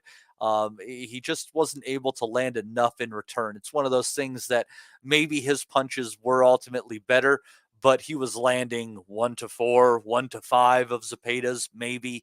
And when someone's producing that kind of volume, not going to be able to pull it off. Zepeda, I think he has some flaws, but he's going to be a great fighter moving forward. A fight with Ryan Garcia, I think, would be very, very interesting. Anything with him in it could be entertaining. You look at the Alvarado fight, that one was just killer as well. He's a big guy. I wonder how long he's going to be able to hang at 135 pounds. But he's definitely going to be on my short list of prospect of the year. There's another fighter on DAZN. I think that I have to give it to above him. But for me, he's just a really special fighter. And guys like that, you get such incredible bang for your buck. And I can't wait for the next William Zepeda fight. I completely agree. And just moving on from that very swiftly to you as well, Rob, I'm not sure how much you saw of this one, but Zepeda does come across like a guy you can root for. He fights like a beast. He punches hard. He got out to the fight with barely a scratch on his face. He didn't even look like he'd done 12 rounds. And he approached his post-fight interview with a lot of humility. Seems like an overall likable guy. And sticking him in with Garcia if they can't make the tank fight, or even Santa Cruz, because Zepeda's going to be fireworks. Yeah, Cruz and him is a great fight. Like I said, I don't think either of the two of them are give ground in that. Both of them kind of have breakout star potential in the last couple of fights that they had. So maybe the two of them having a crossroads fight to see who comes out on top to go forward is a better idea.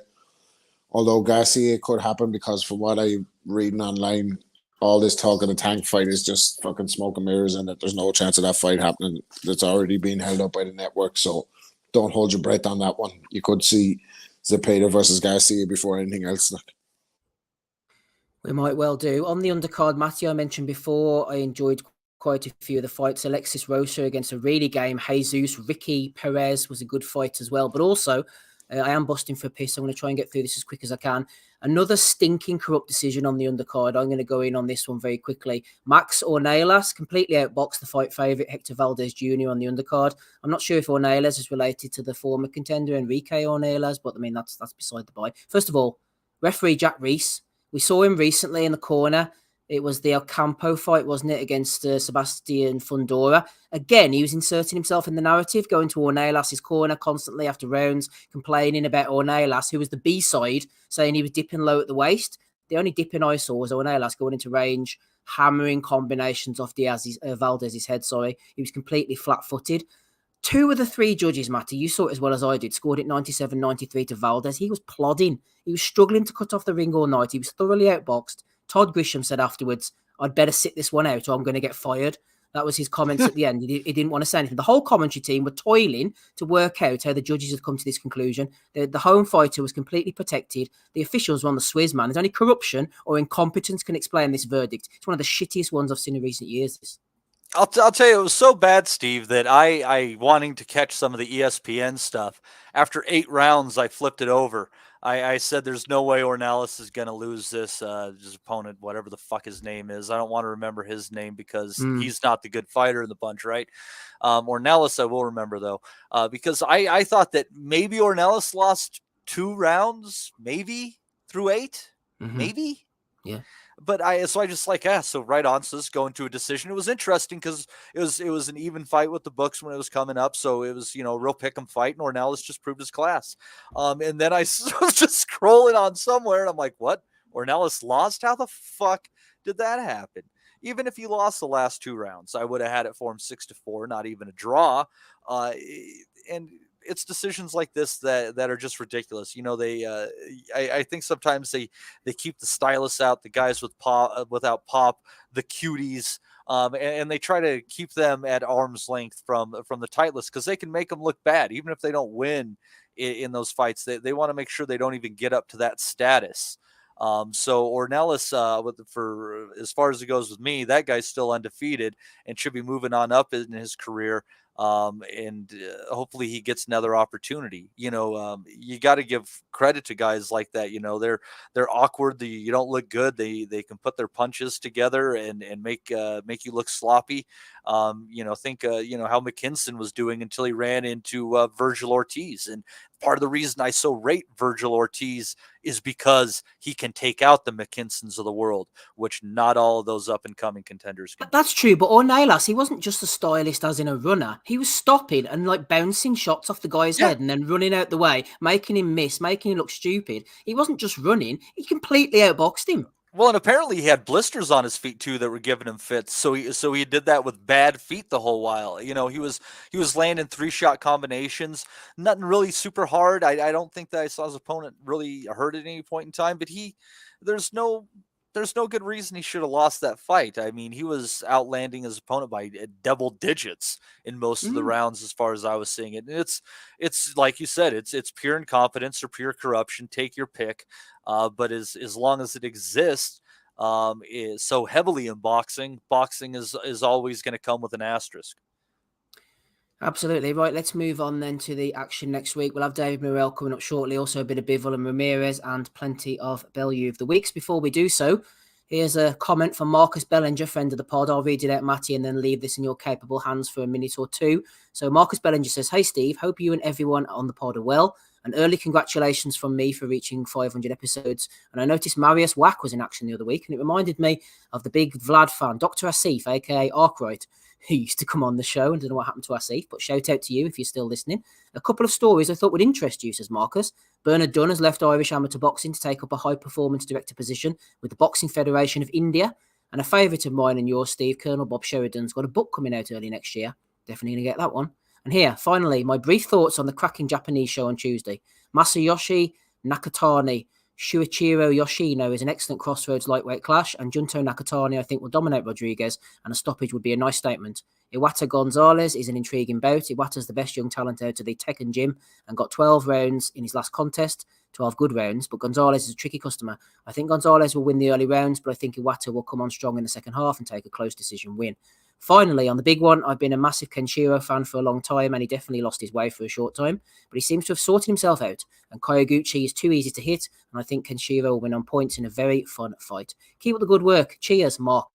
And that's a good assessment there, Matty, just to lead you in nicely. Excellent. Well, and one of those fights is going to be in our prediction league, and that is going to be the Iwata Gonzalez fight. But we will get to that one a little later. And I was kind of picking between that one and the Kenshiro Taraji fight. Andy, this is as a lot of these boxing cards fail to deliver and they fail to make interesting fights, where you guys are at, where I'm at, there, for whatever reason, these Japanese cards, man, with these lower weight class fighters, they're incredible. This fight, this is going to be on at like 3 or 4 o'clock in the morning over here on Tuesday morning, I think, and I'm waking up to watch it. Andy, this is great boxing. Yeah, well, as I say, it's the Tuesday morning for us, so again, it'll depend really what I've got on in terms of work and that, but certainly will be a card I'll try and catch up with if I don't see it live. I was thinking about it today, actually. I think the main event, we'll just start with that one. It's an interesting fight, obviously, all unification, Japanese clash. Kenshiro showing that he's, he has got the dog in him. He come back from that bad knockout. Then wins the rematch pretty emphatically. Kyoguchi is one who's big for the weight, and I was watching a video on him. He's got his own YouTube channel. Does a lot of updates, his own updates, that type of thing. Showed us actually making weight for his last fight. I think it was the one that was in America, or was it in Mexico? I think it was against was it Bermudez or Bermudez? I think his name was Bermudez. I think that was a fun fight. That's the one.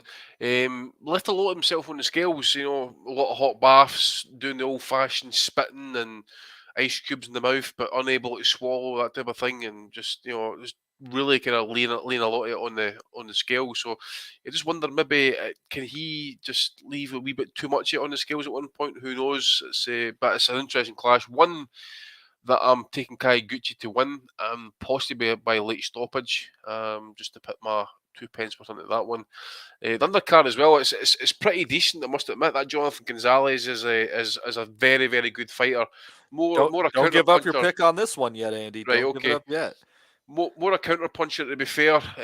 So I would not be surprised if the Japanese comes out and just kind of like tries to kind of lay siege to the guy. Which I'll leave the talk on that one just now. Nakatani against Rodriguez. Now, this is a rather interesting one. Obviously, Nakatani's vacated a belt recently and moved up in weight. I think he has. Could be right. I think he has actually. I think the flyweight belt's new vacant.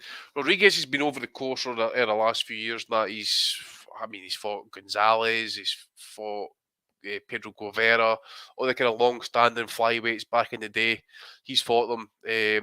The fight against Takayama in Mexico, we had JC Superstar up in commentary, gone mental because these guys are throwing punches like just all action.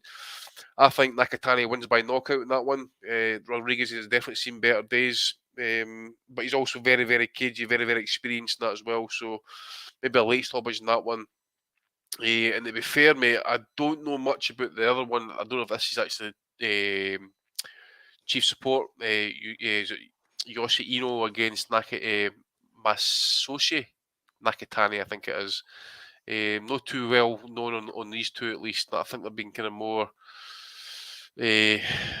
mixing around about the kind of like Asian level. I know one of them's fought Lomachenko, and that other guy's fought Aito and that as well. So they've had like, a bit of experience in that. But I think that fight's pretty much 50-50 to be fair, just basing it off their records and who they've fought.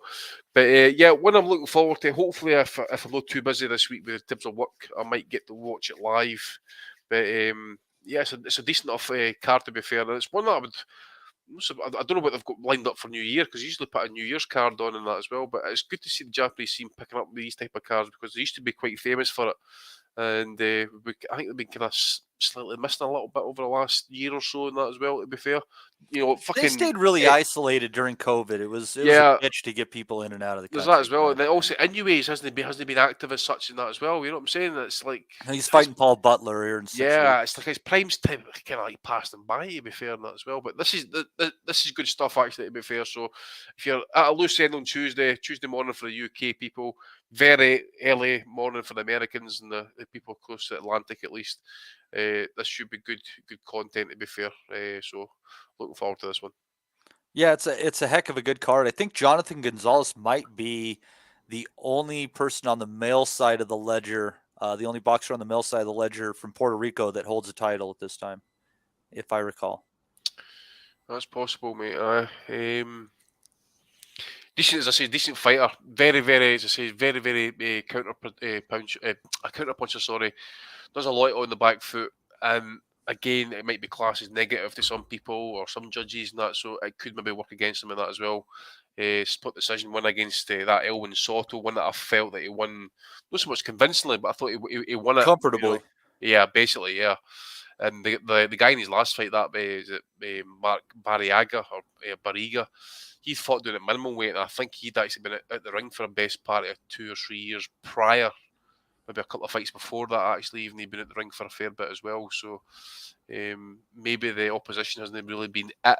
But look, at the same time, he has fought guys who have fought the guys. He's fought Tanaka, for example, fought Saul Baby Juarez, who's been in with, I think he was in with Jesse Rodriguez not long ago as well. Elwin Soto, ex-world champion. Barriaga, as I mentioned, ex-world title challenger down at minimum weight and that as well. So these are decent fighters, and yep, it should be good stuff.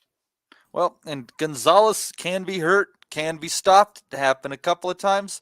Steve, leader in the clubhouse, why don't you give us your picks on that one? Which one are we picking? Sorry, Matty? Going to be Gonzalez against Iwata. And that one opened up. I will tell you this. That one opened up even in the books. It has moved in favor of Iwata. I'm a bit out of touch with the Japanese scene, but Iwata Gonzalez is definitely an intriguing bout. I think Iwata's the best young talent out of the Tekken gym. He's got 12 rounds in his last contest, but Gonzalez is a tricky customer, so I think Gonzalez will win the early rounds, but I think Iwata will come on strong in the second half and take a close decision win. So Iwata for me. Just ripping off what Marcus said. I'm literally looking at it. I'm like, no. All right. So you're going with Iwata on points. Well done. Rob, who do you want to rip off for your prediction? Well, as you know, Maddie, I think Iwata is one of the best young fighters out of the Tekken gym. I've been saying it for a while. So I think it's going to be, I think Gonzalez might have the better early half of the fight, and then Iwata will just take over and possibly win on decision. So I'm going to go Iwata points on this one, Maddie. Andy? I'm going to go the opposite direction, mate. I'm going to go Gonzalez on points, split decision type victory possibly. But I could see him maybe picking him off as I maybe need to see a wee bit of Iwata, to be fair. I'm going off, obviously, Marcus is thinking. I have seen. I wasn't in the script, Andy. You're going off script here. What are you at? I know. I've got points to make up, haven't I? But no, I've to be honest, I've seen more of Gonzalez than I have of Iwata. I know he's highly rated and that, but I'll be devastated if he's knocked out in 6 seconds, I'll tell you that much. But yeah, I think he's a decent enough, competent fighter. Good defence, good decent enough hand speed. Whether he can deal with the pressure is another matter in that as well, but we'll wait and see. But I'm going to say Gonzalez on points. Iwata has a little bit of a height and reach advantage there. Gonzalez 31, moving on up in age. Those lighter weight fighters, sometimes they have a short shelf life. We'll see how it goes for him. Iwata doesn't have the distance experience yet, and you kind of wonder if that might not be something that's damaging to him.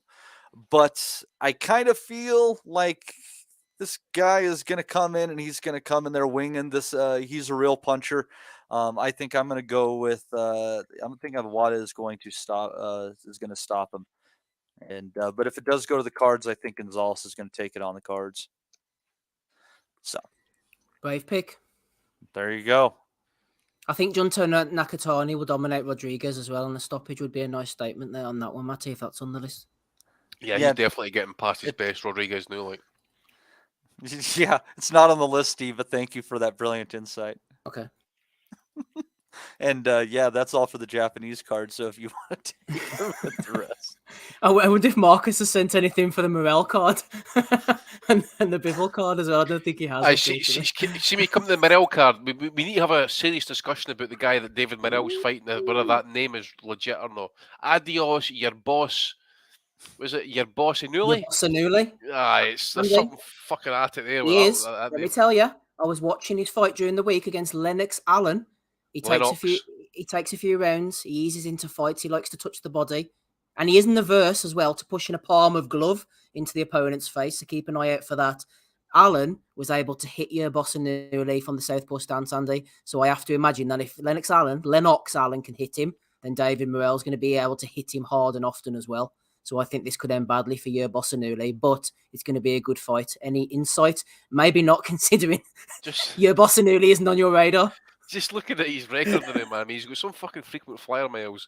Ukraine, Kazakhstan, America, Russia, Australia, back to Russia, back to Belarus, up to Kazakhstan. I mean, fine, the guy's at a place. Now he's fighting in the army in Minneapolis. So, I think we've been talking about Morrell for a wee bit and not thinking he might be something decent, but another Cuban still got to be impressed with this guy as well, So another one needs to up his opponent levels a little bit, I suppose. And he's got one of these fake belts as well, hasn't he? Well, why do they move someone into a fucking title, one of these titles, so early in their career if they're just going to let him fucking feed on junk? I mean, they should be feeding on junk while working their way up the fucking rankings. Well, that used to be the way, but they don't do that now. They wait for the opportunity. Look at Joshua. They got the Charles Martin opportunity, and then they took him down a few levels, didn't they? So that's what they do, a lot of the promoters now. Stupido. Muy stupido. Well, here, Matty, what about Morrell against your boss Anuli from your perspective then? He's a grinder this year, boss Anuli. My unrivaled research has revealed he chugs away, quite pedestrian in pace. He got Lennox away in the end there. Morrell's destined for another level. I know he's technically a world champion, but as we've mentioned, WBA is a bit dodgy. He's been fast-tracked for a reason. He's a big puncher, brings excitement. Andy mentioned Minneapolis there. They built him there. The fans come out in their numbers, and they always make a fantastic atmosphere. That's why I'm looking forward to this fight. The crowd is going to be ripped. It's going to be really good. Yeah, he does seem to have a good following there. But from what your description of his opponent is, Morrell he's a good puncher. He puts them together really well. He's not, necessarily, I wouldn't say he's tall for the weight class, but he's physically imposing, I tend to believe that if his opponent decides to come forward on him, Morrell's going to pick him off, and that's going to play right into his hands, and you'll probably see Morrell take him out in the first half of the fight. Ooh, first half of the fight. That would be a statement indeed. Rob, any interest in this fight or any interest in Morrell going forward? Is exciting, as we mentioned, if nothing else. Yeah, I think Morrell is one of the school that's after getting the memo about Rigo, like, have they? You have to go and try and make a statement. Don't just fucking do enough to win. It's not enough, man. Go and fucking try and get the knockout. So I'd say Morrell early doors, like. On to you, Aussie, rather. If you have any interest in Morrell, your boss, and early throw it in now. If not, I know you might have something to throw in for us that could be of interest. No, it just seems like he's been on the scene a little while. I'm sure he was mandatory for some sort of WBA title. Well, the one he's got now, he should have been boxing John Ryder, Morrell, and then it could never materialise. I'm not sure if he's got problems with moving around. Struggles to get a visa or something like, to leave, basically leave the US, that sort of stuff. But no, Rob's right. We've mentioned it before. He's exciting to watch. I don't really know a lot about his opponent, to be honest. I've not seen him. I would say that he's been somewhat picked for a reason. And I would think, just from listening to what the rest of the lads have said, that Morrell is probably a worthy favourite. He's got power, puts his punches well together. I'd be surprised if he didn't win. But I don't know a lot about this. Boss Newley. And then moving on, we were talking about him just before, Big John Fisher and his Chinese order. He's actually uploaded a video of himself on the phone uploading his latest Chinese, and I will play it for the listeners now. Banter. I reckon there's around 20 items on this order. 20. Some fucking going.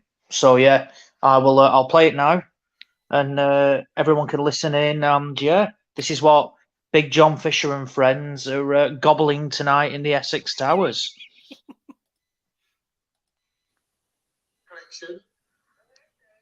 Right, could I have a plain chow mein, a shredded chicken chow mein, an egg fried rice, special fried rice, sweet and sour chicken balls, 10, sweet and sour pork balls, 6. Could I have sweet and sour chicken Hong Kong style, sweet and sour pork Hong Kong style, salt and chili king prawn, salt and chili pork, salt and chili chicken, please, kung po prawns, shredded chili beef, beef in black bean sauce, lemon chicken, roast up Chinese style, a portion of chips, prawn crackers. Thank you. Curry sauce. Could I have a large pancake roll and mini pancake rolls, please?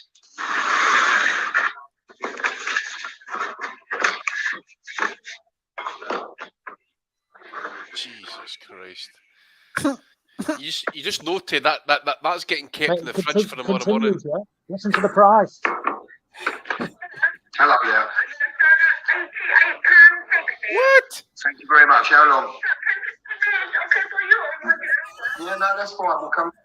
£88.60. How many people is he feeding? Yourself? Mate, I think it's just for himself or maybe like 2 others. But mate, that is insane. And what I want to know is, it's a collection order and they're getting it ready in 15 minutes. That's some fucking going, that, because there's about 20 dishes on there. He's got a season ticket holder though, mate. Straight in the microwave. Mate, unbelievable. And in the short break, and this is what I mean though, he's like a mini celebrity. Duval, the alcohol brand, have sent him branded Bosch Duval beers. Oh, no. It says it all. I mean, basically being... I love that Dr. FMG's comment there about, I hope that delivery driver carries a fucking defib. Oh, that's so cruel. Oh, God. Yeah, mate, some order that, isn't it? Oh, mate. I go into my local Chinese in Wexford things, Alice, and the lady behind the counter. She's like, "Hi, Rob," and she starts naming out the order, and I'm like, "Shut up, Alice, keep it tag." Like everybody knows that I'm in here all the time. Fucking shut up. Oh man. Maybe Rob start doing a Big John Fisher now, and if she can list off 20 items. Oh, you have to order it in Katie's voice, though, Rob. You have to order it in Katie's voice. Who's pound for pound? Canelo or fucking Johnny Fisher's Dad's heart? Jesus Christ, man. Evander, he must have an Evander Holyfield heart. He must have some paid ordering Chineses like that, Matty, to convert that for you. That's $100 fucking takeaway there. Yeah. What did Larry Mercer say about Evander Holyfield again? If he wears 201, so 205, his heart wears 201 or something like that along those lines. Something like that. Yeah. Okay, I'm thinking more Buster Douglas now than Evander Holyfield, to be honest with you. Man, I'm telling you, it's a good thing he's got all those connections, because here, if he's not fucking careful, he's gonna have to be making a whole bunch of phone calls to fund a new heart instead of fucking tickets to his son's fight. Horrendous, mate. Fucking We wish him horrendous. well. We wish him well. Yes, please get yourself in shape for the love of fucking Christ. Can you imagine though, the fucking day he has a heart attack, right? And they say like this, Mr. Fisher, you've got to cut back on your cholesterol levels, that type of thing. You know, you need to become a vegan. You need to start eating lettuce and tomatoes and that. Bosh! The Bosch shoulder's going to go and take that piss, is he? I would like to see the order, but if him and Eddie Hall went out to eat, and obviously I think it's a good space for him. I think he should aim for a fucking workout DVD next Christmas. You know what I mean? Not this Christmas, might be too early for him, but shoot for the stars. You know what I mean? Get Anthony. Get Anthony's. I bet he just Have you looked him up. seen Jim McDonald? Jim McDonald says Johnny Fisher sweats pure vegetable oil. Jesus Christ. With the That's the only vegetable that'll be in their I'm household. telling you right now. Imagine that. I hope his dad opted out of the kind of, like, you know, the organ donation. Nim's going to want that heart, man, I'm telling you. It's not just that, you know, boxing events, you know, when you're ringside, those chairs, they're not big chairs, are they? Because they're doing it. No. That chair must be fucking screaming when he sits down on it for the severe weight that just. I tell you what, I'm starving now, to be honest with you. I'm fucking starving after listening to that. You want some fried pork balls, Rob? Mate, it's just like why does he need a plain chow mein and a chicken chow mein? Just have one.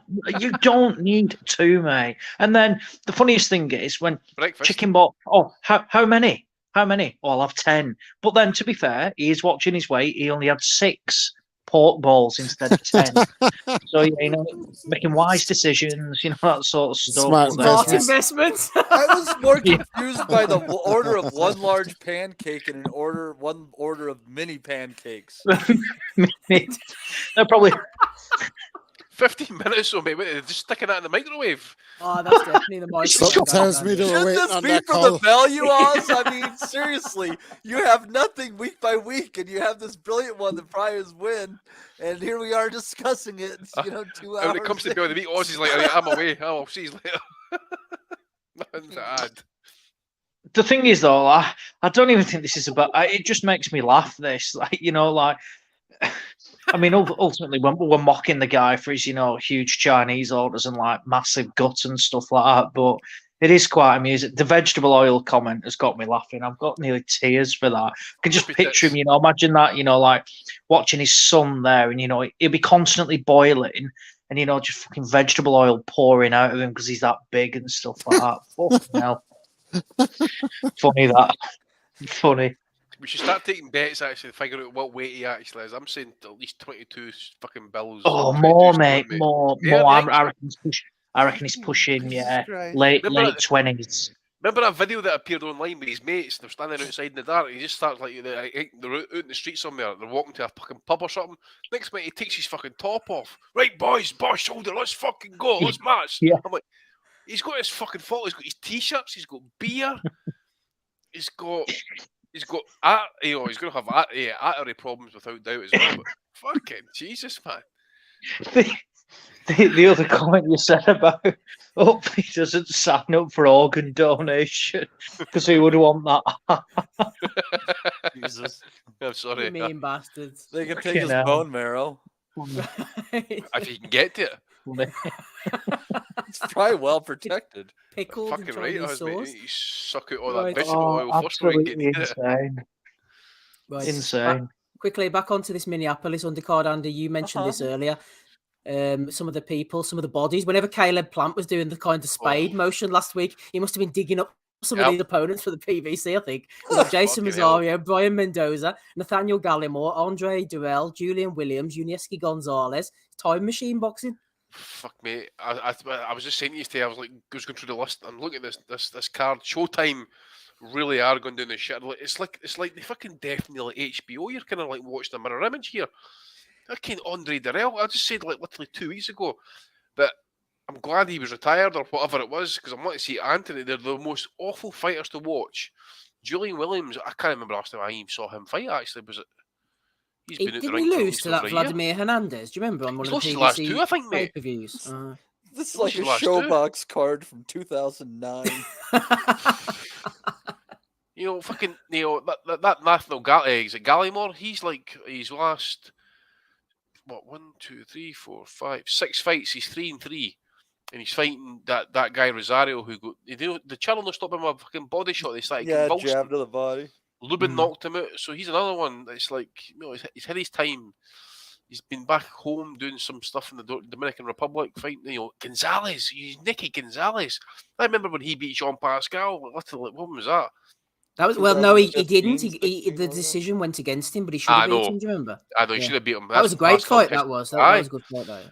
And then obviously he got beat off that Shabransky. I've been going back 6-7 years with this guy, you know. And he's Gilberto Ramirez. Shabransky. No one fucking has mentioned his name in fucking 4 or 5 years, have they? So Shabransky, aye. So if there's a god, mate, I want to see at least Gonzalez fucking knock out Darrell, get rid of those brothers once and for all.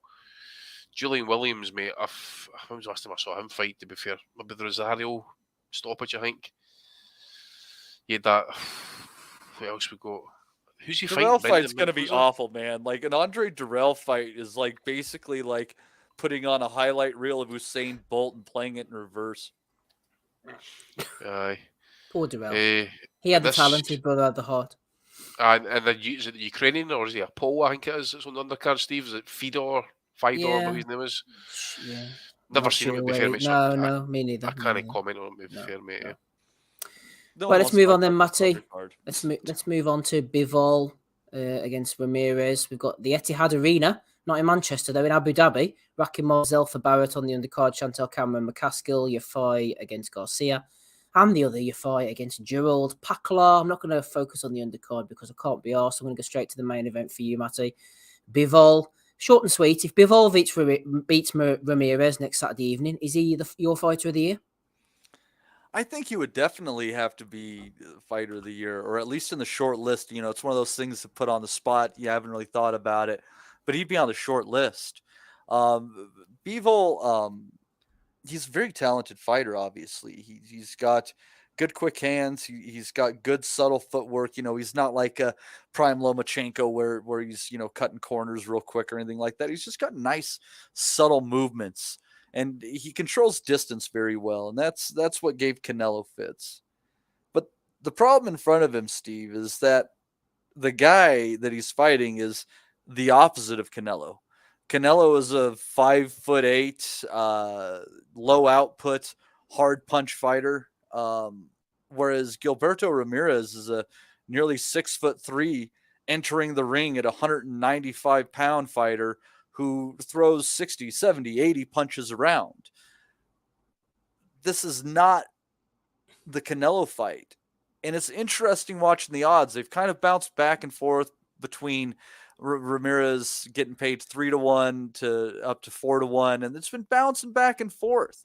One of the books that I use doesn't even have odds out for it yet, even though they have odds for Zelfa Barrett fight and the Chantal Cameron fight on there, which tells me that they want this number to settle in, and the market is funky on this one. And the Canelo fight doesn't tell you anything about how this goes. And I have been leaning into Ramirez before this fight was ever announced. I've always thought this was a good fight, but one that I could really think could be Ramirez coming out party. And this is in our predictions. I'm not going to give mine up yet, but I would ask you guys, Ramirez has a bunch of fights on there and a very unimpressive resume. How impressive is Dimitri Bivol's professional resume? Interesting, Rob. There's a question for you. How impressive is Dimitri Bivol's resume? Coming on the way up, he looked like $1 million, and then he kind of went into this reverse fighter, quite a conservative fighter, but against Canelo, he certainly put the punches together well. What do you think about Bivol's resume compared to Ramirez's? I think he's got a decent enough record. He's beaten guys like Joe Smith, Sullivan Barrera, kind of the best of the guys that were available to him. Hit the jackpot with the Canelo payday. He's had one poor performance against Richards, wasn't it? When he went to the UK, that was the only time I ever saw him really look bad. The only criticism of him was that there's times we had looked for him to get the stoppage and look really good to the public and try and help himself become a crossover star. He just doesn't fight like that. He's really efficient. So I don't think he's going to have it all his own way. I think Maddie's onto something with the size being a factor. But I think he's definitely got the better resume, and I think he has the capability to make adjustments on the fly. And for that reason, I'd give him the advantage and probably tip him on points. But I don't think he's going to have it all his own way. But I do think he can mix it when he has to. Ozzy, I'm thinking the same as the boys, actually. Ramirez is a big old unit for the weight. He can dig hard to the body as well, despite his record.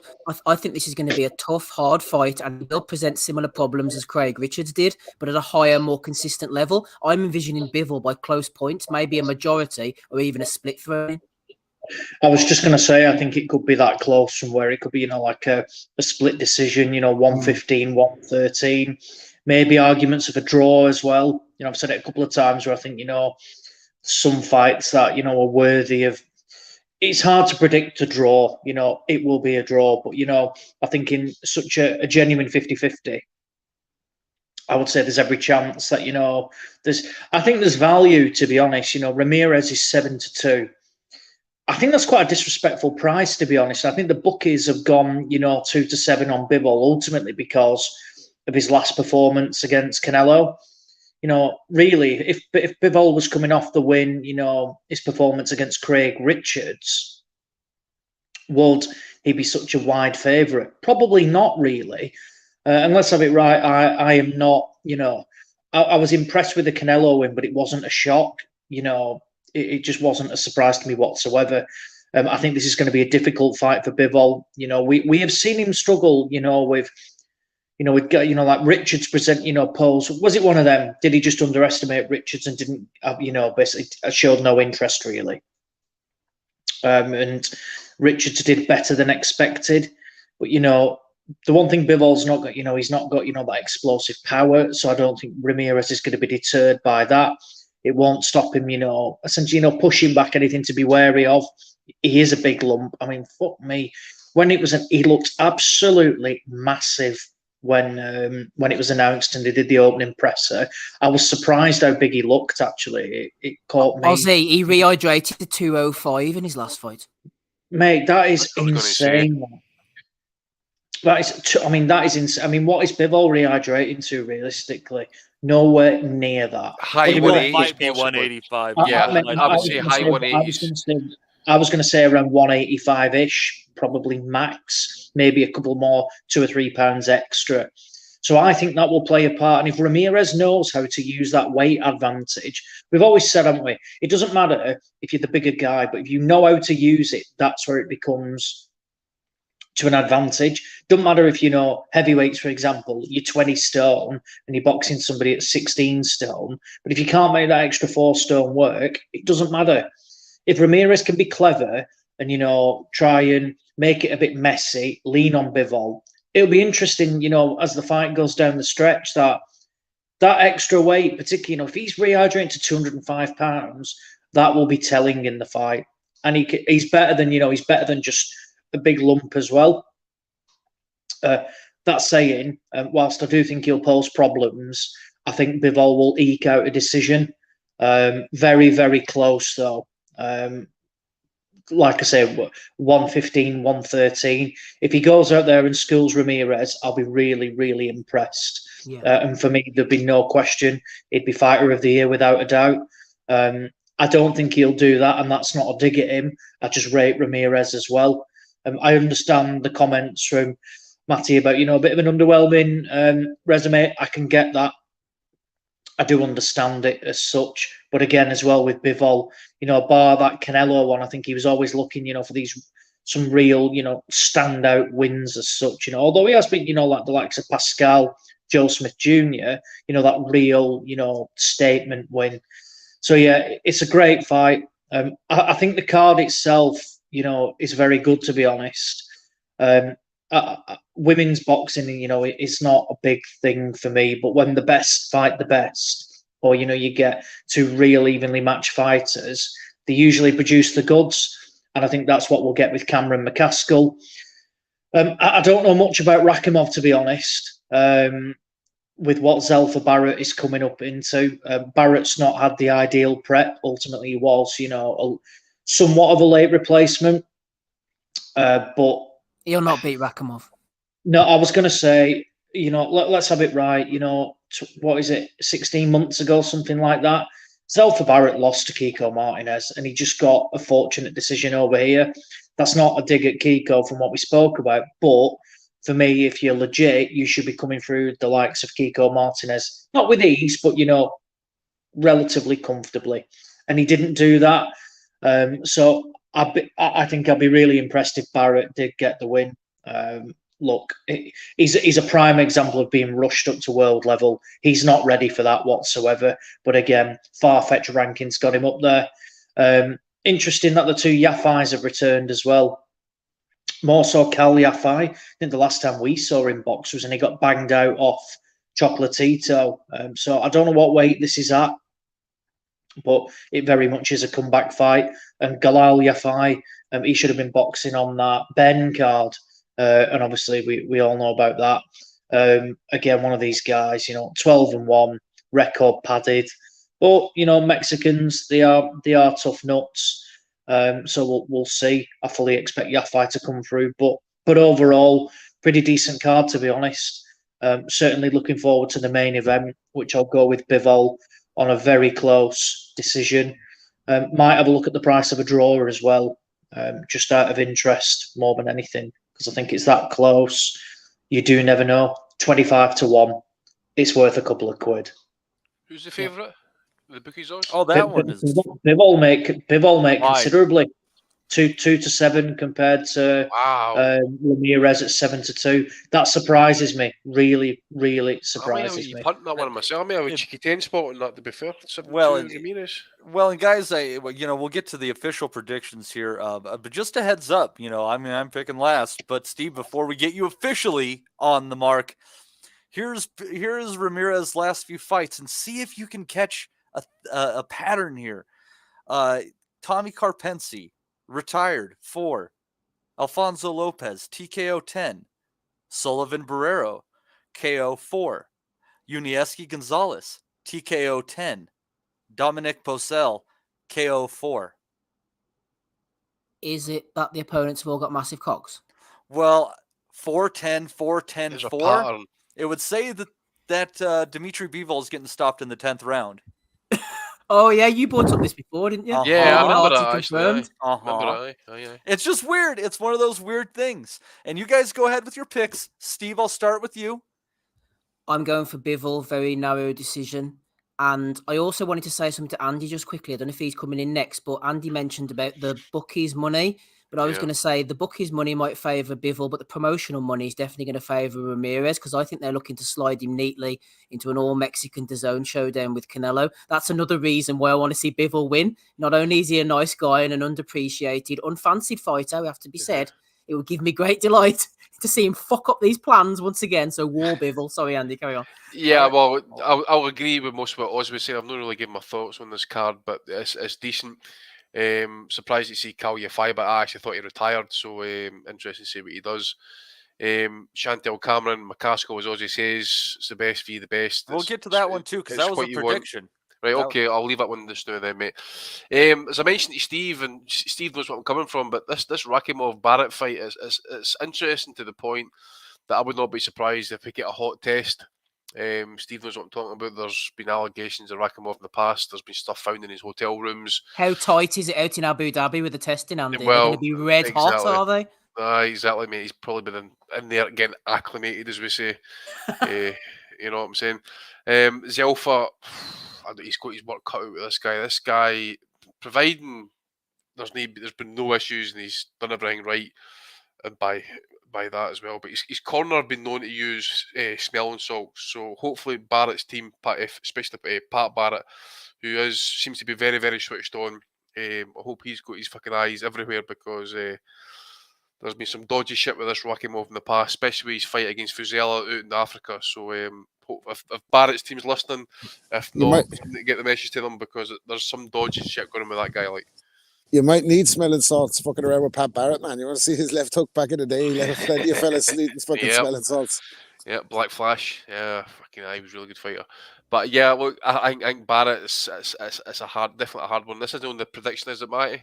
It's not in that one in the prediction now. I can maybe see Barrett kind of like pop him and moving for a wee bit, and maybe Rakimov catch him late down the stretch possibly. So maybe a late stoppage for Rakimov in that one. Bivol Ramirez, looking forward to it. I'm really surprised at those betting odds.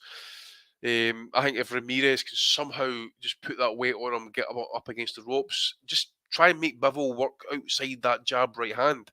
and probably the left hook as well. If you can try and maybe lay on him, make him work on the inside, and just use that weight, get the shots looping over the top. It's a hell of a lot of weight, but I don't know how this one's going to go. I was thinking about it last week there or so. You can let Rob go first, Andy. Okay, then you go, Rob, because I'm really struggling for a pick in this one. Like, to be fair, 72. I can't even believe those. Rob, yeah, I think I was thinking about it as well. I think aside from the size, there's not going to be much that troubles Bivol.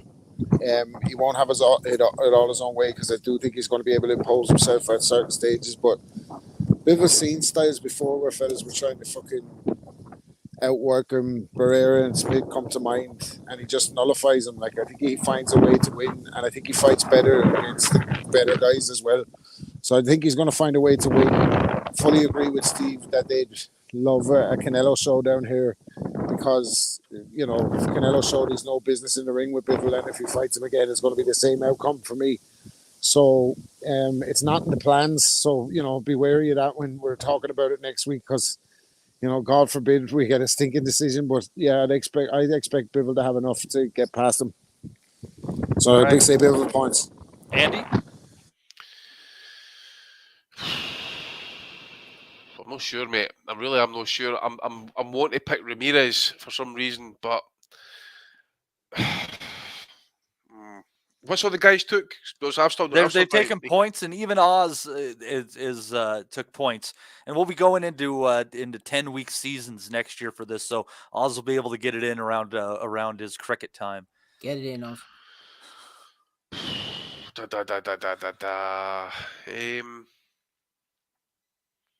Okay. I'm going to go Bivol. Very, very razor close decision. Disputed. Oh man, so Andy's leaving me alone on the island, and guys, I've been thinking about this fight for quite a while, and Ramirez is just such a fucking tank in there, and he's a high output guy. He's not afraid to throw, and this is where I think Bivol runs into trouble. Is for him to win the fight, he's going to have to nullify Ramirez's output and get him to where he's throwing at least less than 50 punches around, if not down to 40 or less. But the problem is what he's going to have to do, the kind of movement he's going to have to use, the amount of punches he's going to have to put together to make that happen. That's a really, really draining endeavor right there. And that's why Bivol, who's got the master of the basics, mate. This is the thing. You got a guy who's master of the basics very hard. But he did that against Canelo, you got to think, Canelo's 5'8", and he's got like a 72, maybe 72-inch reach, but I think it's 70. Ramirez is 6'2.5", probably 6'3", 75-inch reach. He's going to outweigh him by at least 10 pounds on fight night, if not a little bit more. And this is a guy who's shown he has a really good tank late. And I think that pattern is going to continue, that 4-10, 4-10, 4. I don't know if it's 10 exactly, but I think that Ramirez is going to get to him late. It is because this is fighting Canelo is not fighting Ramirez. They're two different animals. And it just, he might not fight everybody, but Ramirez fights more. So I'm going Ramirez by stoppage here. Well, let's hope Ramirez goes for it late on. If he's rehydrated as much as we think, let's see Ramirez go for it late on. Not like Canelo, as I accused him before, Matty, of secretly quitting against Bivol and trying to get it to the cars. Let's see Ramirez sell out late in the fight and try and get the stoppage, because Canelo didn't do that. He quit.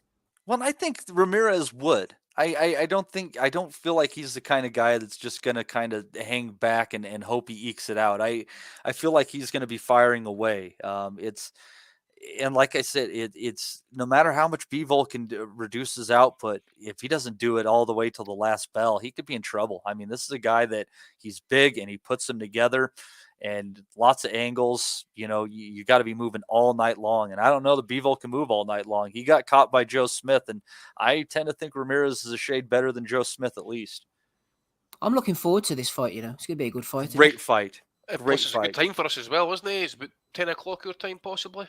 Yeah, it's going to be in the afternoon. Oh, yeah, good point. Yep. Okay, maybe we could post-fight pod. Yeah, I was just thinking that maybe we could. So, but yeah, no, and also on that card, Steve, we got Cameron versus McCaskill. McCaskill coming down to 140 pounds to take on Cameron for, I believe, all the belts at 140. How are you thinking this one's shaping out? Also on the predictions. Oh gosh, what am I thinking? That's a good question. I'd like to think McCaskill has the experience that Cameron doesn't have to eco to decision, but then I'm looking on the box recs and McCaskill's 38. I will tell you that the odds opened up even. They were both paying minus 110, so they were even minus the VIG. And now Cameron is a slight favorite. And I will also preface, since I pay attention to this in women's boxing, that in all of these fights that have been close odds, when like you had Shields against Marshall, Taylor against Serrano, and this fight where they were coming in at even odds, and where it broke to the favorite is who ultimately won, and that was Shields, that was Taylor, and this time Cameron has broken as the favorite after opening even. Right, well, that has persuaded me as well. I'm a great boxing analyst, as you know, Matty, so I'm going on the fact that Chantel Cameron has a face you can trust on BoxRec, and she's been on the show before as well. So I'm going to go for her on points. All right, Rob. Well, as you know, Matty, I'm a big fan of the 140-pounders for the women. Love a good 140-pounder. And I'd highly favour Jessica McCaskill and all her experience if I was making my pick in this one. You are making your pick in this so one. I'm going to go for McCaskill coming down. Exactly. So McCaskill points. All right. Andy. I've actually been live at a few Chantel Cameron fights, at least every one of the ones she fought in Scotland, because I think every one of them was actually Josh Taylor undercard. Always liked her. She's got a good style, very aggressive, works the body, good left hooks and that as well. So I'm going to go Chantel Cameron on points. Cameron on points. All right. And Oz, I'm not going to leave you out, but I'll get in first because I don't think getting your expertise in for me is fair, but I'll let you close it out because this is an interesting fight. And I'm going McCaskill. I'm going points. I was almost thinking knockout, but I don't think it's going to go that way. In all of these high-level women's fights, we haven't been seeing any knockouts at all. So I think this one won't go to the cards might be a stretch. That said, McCaskill, since moving up to 147 pounds, has just been roughing these chicks up, beating them up in the ring, making one of them quit her last opponent. And I just feel the type of physicality that she's bringing to the ring, as sloppy as she might be at times, I don't think Cameron has the type of firepower needed to keep her off. 10-2s does help her cause, but I just feel like McCaskill is going to win this fight with just raw physicality and putting her punches. So I'm going to go McCaskill on points, and I'm going to doom Rob because I know that makes him sad. Oz, why don't you go ahead and finish this out? I'm all for the raw physicality of Jessica McCaskill. I fucking A, buddy. Oz is going to pat Cameron. Come on, Oz, I know you are. Yeah, I am picking Cameron again. Close fight. I think I'm not saying it'll make a huge difference, but McCaskill's the one coming down in weight for this. I don't know how, I don't know if it's one of these, from where they're pretty comfortable moving up and down the weights, but she is having to make 140 for the first time in, it'd be a little while now, because the rest of the fights for a while have been at 147. I think the last time she when did she fight Taylor? She fought Taylor at 135, didn't she?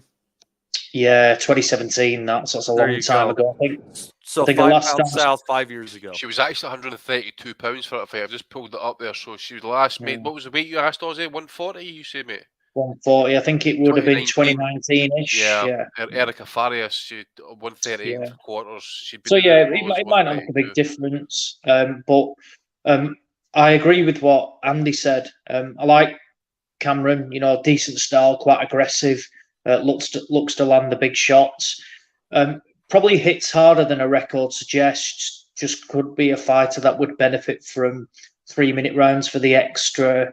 Basically to get them out of there. It's like when she gets going, the bell rings. Which how many times have we seen that now in a lot of women's fights? But I do rate McCaskill. I think it'll be quite close as well. She'll present stuff that Cameron ultimately hasn't had to deal with. I'd say that, to be honest, Chantal Cameron's, I'd say, as a pro, has pretty much won every round, or not far off from when she's turned over.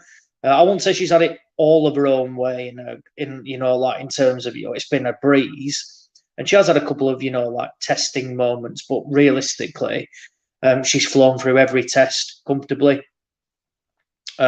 Seems to have improved under Jamie Moore actually. Done well, part of a decent gym.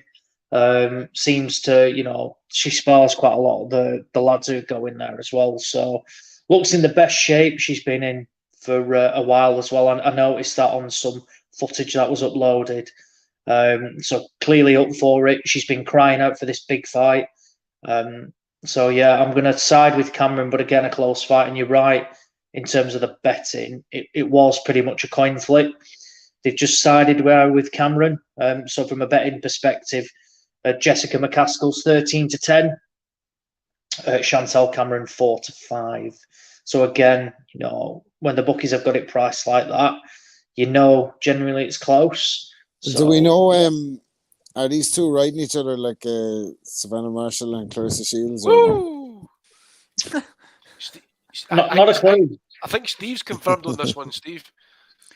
Robin, just let me say this. I got to tell you how envious I am of Clarissa Shields and Savannah Marshall. Like, not only do they get to settle a lover spat with physical violence, but they got paid for it. If any of us do that, we go to jail. Life's not fair, Maddie, sometimes. No, not at all. Would your ring walk have been like Clarissa Shields, Maddie, or no? Steve's come creeping back into the call. I don't think I dance like that. I've always thought I'd come out to like Cowboys from Hell or something like that. It's fucking Pantera, Okay, fucking A. Has everybody? From who though? I need to know who. We'll discuss offline. This is like one of Rob's stories after the event. This is going to be. This is Patreon content only. Sorry, boys. Patreon content only, exactly. Is that everything, Matty, or have you got anything else to throw in? Nope. We're just going 3 this week because we got boned so much in October. Three good competitive fights, I think, that we had to choose from there this week. This is a good week for boxing, Steve. Good week. It is absolutely a good week for boxing. They say the sport's dead, but not as far as I'm concerned. Any week that Katie Taylor's winning is a good week for me. Bellew of the Week, episode 498. Let's hear from the Queen herself, in fact. We were all nervous. We were all praying today. But what was it like moments before this Olympic final for you? Were you really nervous? I just want to thank Natasha for the great fight. It's great opportunity, and Freddie, just want to bless to have a great fuckers. Golden moment, that one, by the way. But if that's actually grown like the Bunch Jade moment, you know what I'm saying? the Bosch showed as well. Rob, you've got to order, next time you're in that Chinese, you've got to order your Chinese in that voice. Yeah. Breast of chicken curry, fried rice, chicken balls, spots. Robert didn't go my bank loan for that Chinese order. Katie needs a catchphrase, doesn't she? Yeah, Bosch could be it, Rob. You never know. She needs a few. I was working on a few for her, but we retired them. Oh, fuck's sake. Oh, dear. Bastard. Sorry about that. Anyway, back to the real stuff. This week on Twitter, at Asylum BOTW, if you want to give us a follow, by the way. Just like these fellas did this week. West Ham Bill 22. No idea who you are, Bill, by the way. No offence. But Christopher Lovejoy, Matty, has followed us. The California Grizzly, a.k.a. the UK Assassin. He spelled assassin wrong. He's never fought in the UK, to my knowledge. Ozzy hates him as well, actually. But a fat shame in the He's followed us on Twitter. I wonder if he's just trying to track down where one of us lives. He might be. Yeah. We reckon Oz. Slide into his DMs like Greece. Mate, he's more than welcome to have my address because the fat bastard won't be able to catch me. I'd run a mile in a goose, so yeah. But yeah, no, he seems to be quite buoyant and enjoyable on Twitter, actually. He just has spats with Sonny Edwards quite a bit. In fact, we may well see him in the UK next year because I'm pretty sure they're lining him up for February time to fight Johnny Fisher. So yeah, really? In fact, he's probably only doing that so he can gobble a Chinese after he's picked up a payday, gets banged out, and then he'll share King Pole prawns and deep fried chicken balls with John Fisher. So yeah, it's a win-win for Big Prince Lovejoy. Walks a god walks earth like a god, eh? Mate, he can do because he's the biggest con artist of all time. He built up this padded record, somehow got into a random WBA slot and got paid really good money to basically collapse against Manuel Char. And the payday was legit. He uploaded all those pictures with all the dough he got paid. Unbelievable for a guy who arguably probably won't win an area title or English title. You can't have a go at him for it. Fantastic what he did. He's a good lad. He's following us on Twitter anyway, alongside this fella. Exposing cults and extreme beliefs. Jumped in this week, Andy. Andrew Gold on the Edge podcast. He interviews Amanda Knox, Badil, Richard Dawkins, two psychopaths and cult leavers. This is real Matty Straza, like, come on. I don't. Who is this guy? Yeah, he's having Anthony Kroll on next week.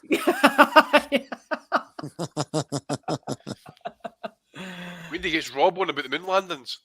It's definitely fake, wasn't it?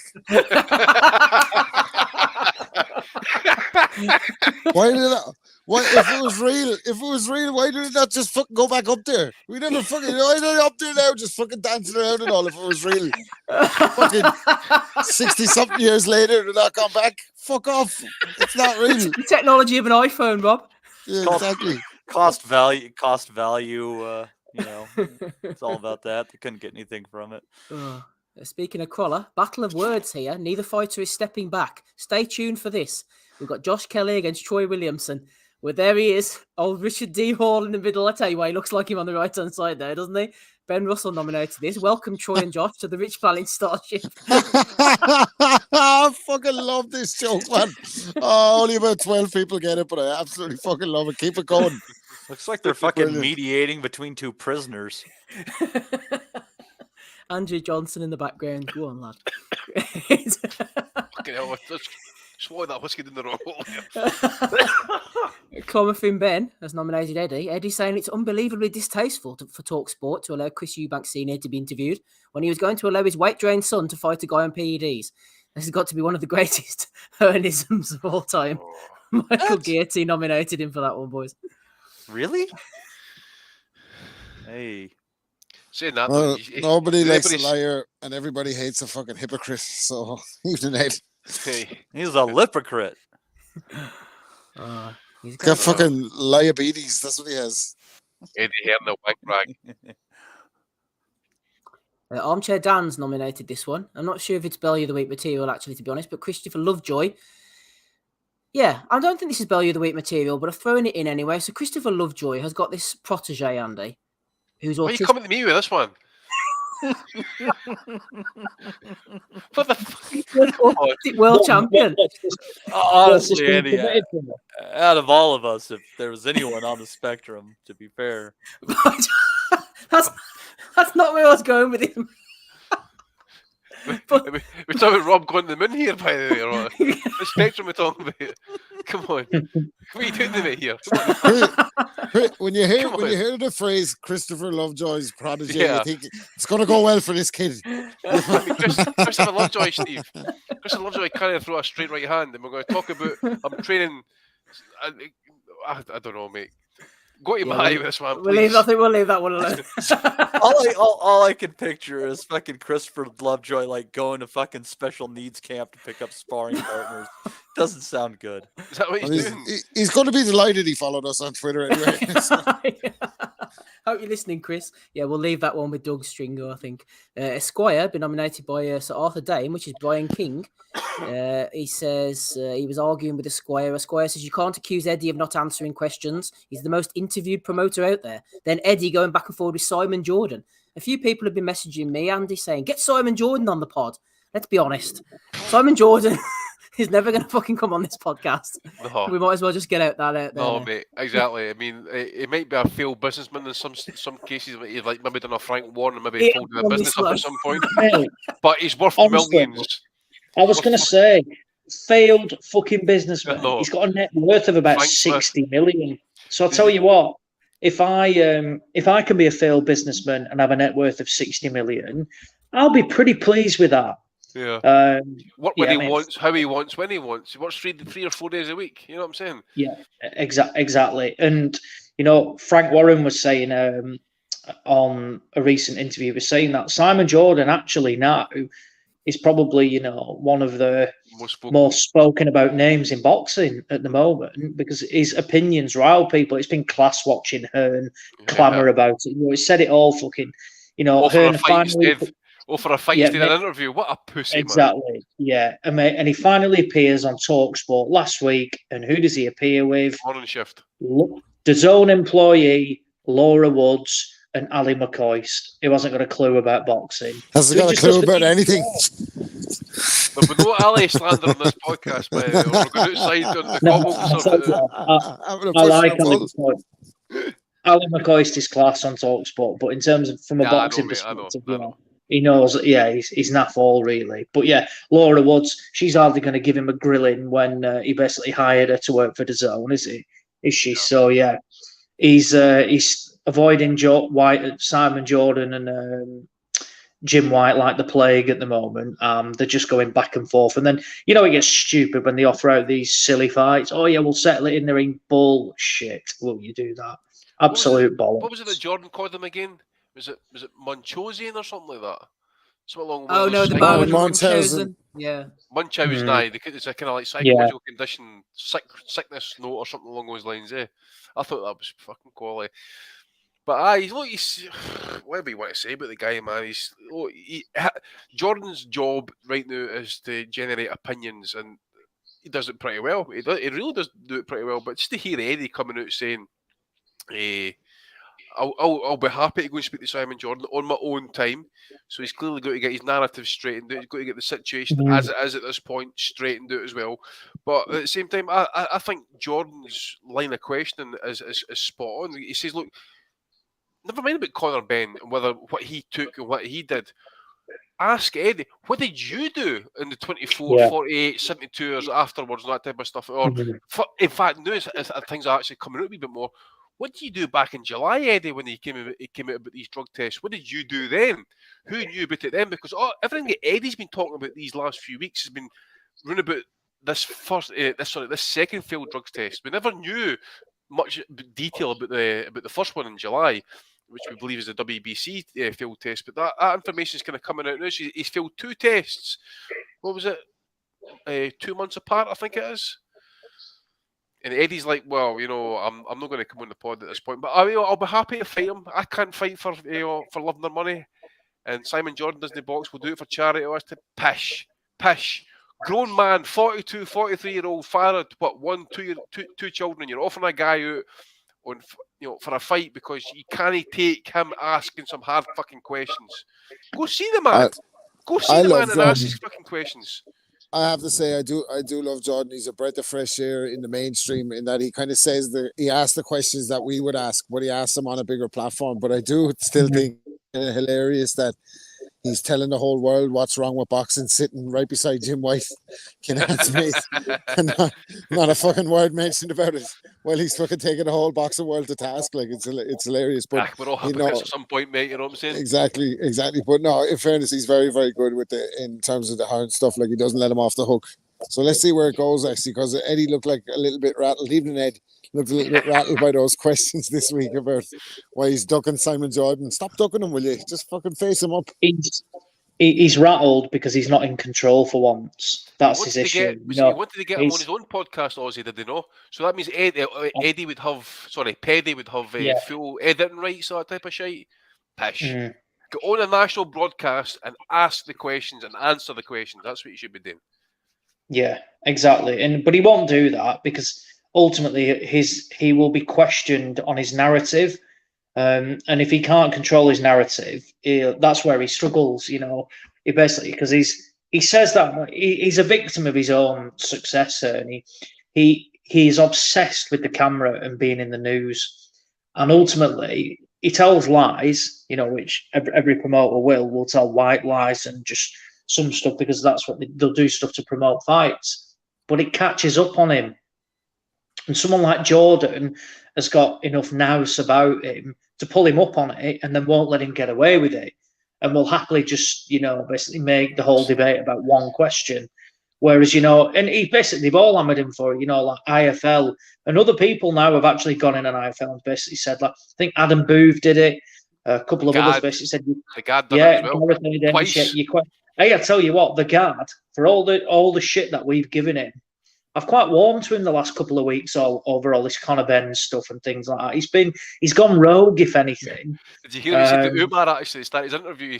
Umar asked him, says, "Where are you, Gareth?" He says, "What the fuck's it got to do with you? Where the fuck I am, Umar?" I was fucking bro. I said, "Oh, I'm loving this. I'm loving this new rejuvenated Gareth." Mate, he's gone rogue. I think he's taken some feedback off this podcast. He's heard, about the negatives that we've given him. He's gone rogue, and it's made him a better person. Yeah, but positive. That's good. That's really good. It's basically what happens after you see the Phoenix. You know what I mean? Yeah. If you follow the chat, we're just all about making people better once they leave. That's what we're engaged in here. I haven't been listening to these lot in the last 5 minutes, Matty. I've just been engaging with the chat, conspiracy theories, and they don't know whether it's me or you fucking answering it. I haven't got a clue what they're talking about. I wouldn't have Gav's been smoking the toad recently, Sorry, boys. Tyson smoking the toad. Good stuff. Anyway, what were we on? Oh no, not that again. Anthony Joshua. Oh yeah, apparently Andy. Eddie says that they're approaching Deontay Wilder in 2023. Fuck. The fight could be close. Fuck off, man! Absolutely fuck off with that one. And then literally like 5 days later, they mentioned Dillian White's name for 2023 as well. Yeah, hedging exactly. Their bets, man. Owain Raffle. I'm not interested. You have no intention of fighting him back then. You have no intention of fighting him right now or next fucking year. So fuck off. Saul Farah's got a better chance of fighting Joshua than fucking Deontay Wilder. Exactly. Your pig Aussie might make it in the ring yet.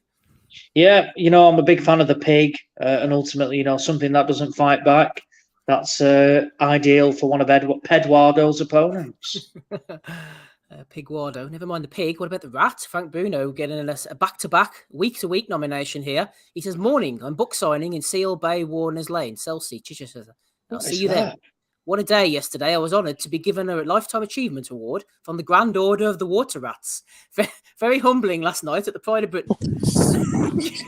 What is that? The Grand Order of the Water? Check that. That sounds weird. That's going to be like some sort of like... Sound like some fucking... Sound like some kind of fucking Masonic lodge in the window. I'm going to say that's what's hiding in the bottom of the lodge under the boards. So it was founded in 1889. The King Rat is Dougie Brown, and the purpose is to assist members of the theatrical profession or their dependents who are in need. The Grand Order of Water Rats is a British entertainment industry, fraternity, and charitable organisation based in London. Founded in 1889 by the music hall comedians Joe Elvin and Jack Lotto. The order is known for it's high-profile membership and benevolent works. Rick Wakeman. Interesting. Les Dawson's a member, or was a member, I should say. I don't think he's anymore. Henry Cooper. Rob and the people in the chat probably just think it's an order of pedophiles. Well, that's what I was going to ask. Are they all... nicknames here. This is bizarre. So the Grand Order of the Water Rats. So Mark Andrews, Red Collar Rat. Barry Balmain, past Scribe Rat. Steve Barkley, past Trap Guard. What is it? Is this some sort of like parody or something like? It's absolutely bizarre. Do we know? Are they all writing each other like Kirsty Shields and Savannah Marshall? Which one is the hood rat? So Frank Bruno though is a blue collar rat. So would that be Adrian Broner, like the Grandmaster rat? Would that be Adrian he's the hood rat. He's the hood rat, so he'd be the Leprechaun Grandmaster in the hood. This is mad. I mean, for those people, I tell you, every day's a school day though. I've never heard of that. The Grand Order of the Water. Going down the rabbit hole. Fucking hell, this is like Alice in Wonderland pod tonight. This is like flying to the moon, but it never happened, you know. They're definitely all riding each other. 100% all riding each other. Right. Anyway, maybe these two are. The great boxing historian has nominated this. Great news. Fangs versus Goth Mommy appears to be a sanctioned pro bout. Declan Graffin, Rob, says, good to see DAZN getting all the big fights. What's her name? Gargles? Well, if you weren't on the edge of your seat for Fangs versus Gargles, what can I tell you? Fucking hell. Goth Mommy. Fuck's sake. Goth Mommy. Look at the state of her. Fuck's sake. Anyway. I have nothing for this, like Fangs versus Gargles. Fuck Chicks me, with dig, Matty? No chicks with dig for this one? I don't know that I dig these chicks, Steve. Good answer. Anyway, Rolly KO's Tank says, argue with your mama, but Eddie Hearn is taking over boxing. Think about it. PBC is dying. Bob Arum about to die. Once Tank leaves, TMT is dead. Nobody cares about whatever Frank Warren does. Eddie Hearn is still young and makes great fights. Like it or not, he's taking over boxing, says Rolly KO's Tank. Looks like a legitimate account from what I can see. WBC President Mauricio Suleiman hasn't made a belt that I know of, but he says on box... was that the Alexander Usyk one? Yeah. I haven't got that one, Andy, but I've got this. Boxing fans' criticism of Jake Paul. Mauricio said, people did not like Muhammad Ali. Half of the people who watched Ali fight at the time wanted him to lose. And today he's regarded as the greatest athlete in the history of humanity. Take that one where you will. We'll see if we can get you that belt one, mate. I'm just looking for it right now. Right, you get that one for me.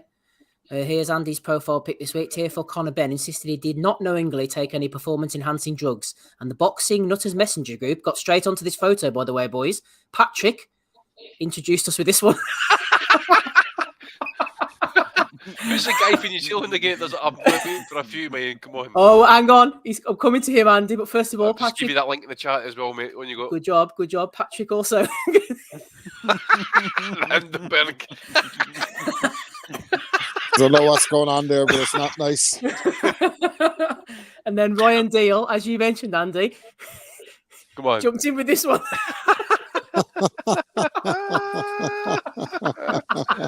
Oh man, that made an appearance on the timeline again today. That one, by honestly, fuck me, it was tremendous. Oh my god, Jade can't. You know what I'm saying? Yes, Steve, you know what you're saying. Well, Conor Benn can get his British license again, but Jade can't. Oh, Denny, I'm going to come to him shortly. Ryan put a little, I can't remember exactly what he wrote, but he said something like, it was just some career slowly dying in front of all of our eyes. That was the caption.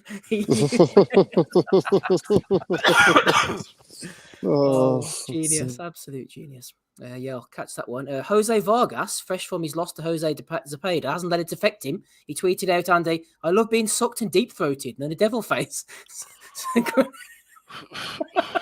Jesus, who is he again? Who did he fight? Zepeda. He's the one that had the beef at the weigh-in, you remember? Oh, fucking hell. Maybe he likes the beef, but it sounds it, mate. What's that? Why is that news? Like, I like breathing and fucking eating too. Like, Jesus Christ. Tell me that. Tyson Fury? I don't think fucking he means deep-throating in his case. I think he means, like, mid-tongued. I don't know what he's up to, Matty, to be honest, but here we are. You're a musician. Tyson Fury is set to release a solo single, a remake of Neil Diamond's Sweet Caroline for charity. Well, we hope so. On November the 11th, 100% of Warner Music UK profits might go to the men's health charity Talk Club. There you are, Matty. What do you think about that? Oh my God. I'm all for it. I'm a big fan of that Christmas song you did with Robbie Williams about making out with a chick at the office at the Christmas party.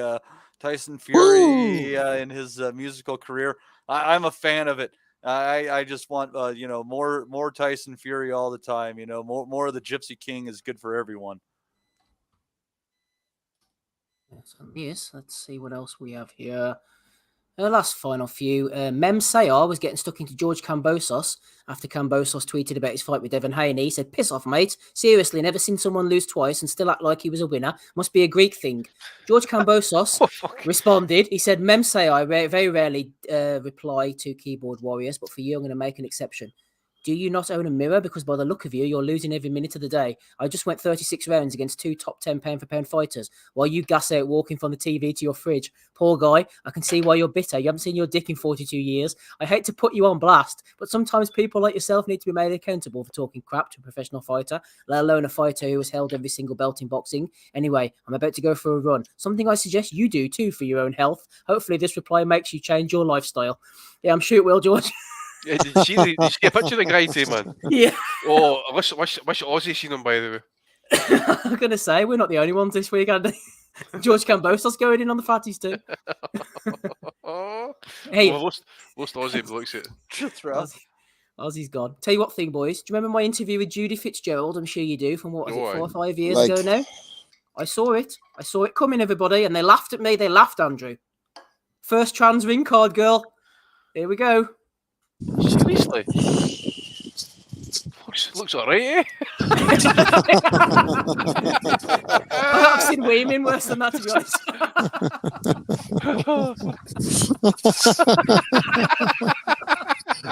Better in a club down in Old Soho. Look at Connor. Where you drink He's not impressed.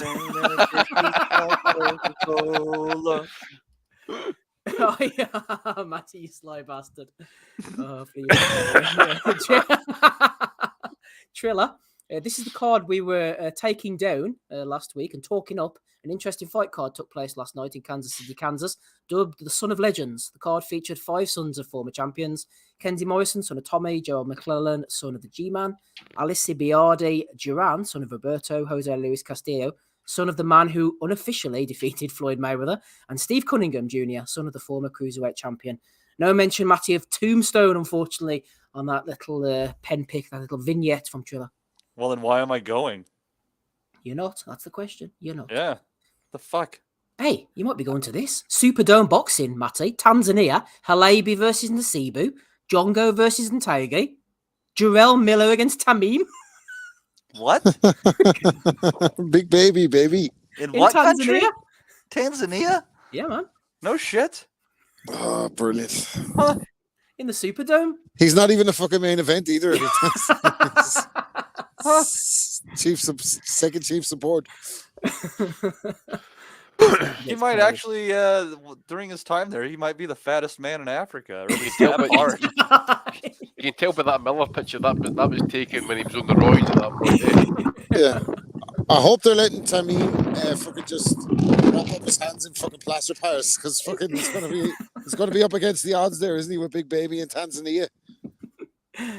Oh dear. Hey, Steve. Yo. This kind of reminds me. Do you know what's great about getting head from an Ethiopian gal? Go on. For fuck's sake. You know she'll swallow. You said fuck's sake. I not speak. I speak. I'm in very big trouble. I do not want to be in very big trouble. So what nominated you, Matty, for this one? Is this? I believe this is your a lot.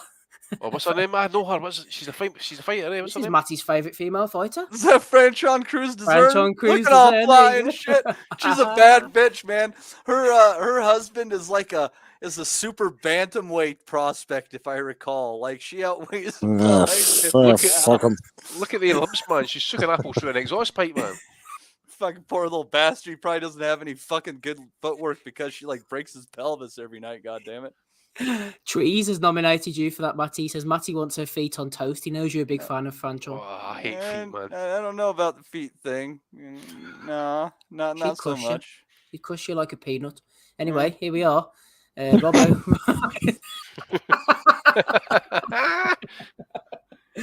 Declan nominated that one. That's a good one. If you haven't seen it, you're listening on audio, then come along to YouTube this week. You'll have Belly of the Week 498 up on video. Eddie Hearn as well has been caught out. It's not like Eddie. Any athlete that tests positive twice should be banned for life, in my opinion, said Eddie, tweeting out in 2012. Simon H., after the Dillian White fiasco, said, do you have the same opinion in 2019, Edward? Turlo says, or 2022. This could go on, Andy. This is likely to go on. So, I think, what was that, 2012? Aye, so I think it just shows that every drug case is unique. So Eddie should have really kept his mouth shut at that point, really, to be fair, because he's using all the legal precedents, trying to find loopholes, trying to get the good guys, infested eggs. Fucking tremendous, man. Certainly is. Right. I am going to try and cut these ones that you have sent me, Andy. While we do, would you like to throw anything else in that has taken your fancy? Probably just Conor Ben, really, just for what he was saying in that statement, or what I can say about it, really. I mean, one part that I took from it, that he said, like, I won't be boxed under the British board ever again. Now I know why my dad ripped up his license on TV. No, you don't, because he didn't rip up his license, he fucking burnt it. And it was nothing at all to do what they did to him. It was just basically they weren't going to license, was it Ambrose Mendy? Can't mind if he had a record or if he'd done time or whatever, that, but I think the board refused to license him. Ben just, I think that was when he went to America actually as well, maybe reinvented himself. So just different situations. It just looks like he's kind of like looking, just trying to find something. Just like, obviously they've dug up this report for one of the drug testers, trying to find out about the eggs possibly being contaminated. I don't know how it's possible when, like, the Food Standards Agency is basically mentioning that there's just no way this stuff should be in British food. So they've got a wee bit of kind of explaining to do in regards to that. And obviously they've got the contamination issue. It's a mess. It's a mess. And the longer it goes on, really, it's done nobody any good. So we'll leave it at that. And Victor Conte kind of got involved as well, mentioned supplements, because you should get them all tested. Yeah, he's been quite on this, hasn't he, Conte? He has. He usually is on top of things in regards to drug testing. Well, he would know. I know. You know, if you're going to try and catch the cheats, you've got to fucking use the cheat, basically. Exactly, you know what I'm saying? Exactly. I mean, I can remember listening to him on Joe Rogan, way back in Rogan's very early days when he had hair still, possibly. And listen to this guy talking about, if you want to try and get a gold medal at Olympics, here's what you do. He's talking weeks, he's talking cycles, how you do it, reboost your system, you know, the right amount of testosterone, EPO, just rhyming all these drugs, man. You're like, fuck me. So, yeah, leave it at that. Then, obviously, that picture he put up of Conor Ben there with his face, go and bring it back up, mate, for the visual listeners again. Let's see here. Where are we? There we go. So, when you fail 2 drugs tests, attempt to blame it on eating 30 eggs a week, lose a career high payday, don't after giving an interview to The Sun, the people of Liverpool now know 100% that you're a fucking cheat. So, yeah, we'll leave it at that one. And, Steve, if you can be so kind, I know you brought up the Usyk one, but did you get the one with Mr. Possessive? Did you get that one? Yes, first of all, what was the Usyk one while it's on the screen, Andy? So, it was a charity event, charity dinner, in Ukraine. Money getting put together for, I don't know, it was a charity in Ukraine, obviously. Oh, was that the Beverly Hills event they were referring to? Aye. And our man here, Mauricio's appeared in Kiev with a fucking, with that latest monstrosity. The latest virtual signal. And I think it was kind of weird because he doesn't even hold the WBC title, Usyk. So I don't know why the fuck he's there anyway. Shame the Russians couldn't have took out Suleiman, but anyway. There's and this one, yeah. Look at this one. So you need to go to YouTube, guys, if you're listening to this on the audio, go to YouTube, look at the guy in the white shirt there on the left-hand side. He sat for the entire fight with his arm about that wife, right? But at the same time, look along at the far right, look at Bob.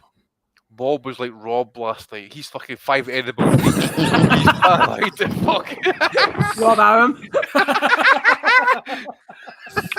Shut the fuck up, you little pricks. Get him out of here, Darren. Get him the fuck out of here. So I obviously I put up with Simon Jordan for the Eddie Hearn was a Munchausen comment.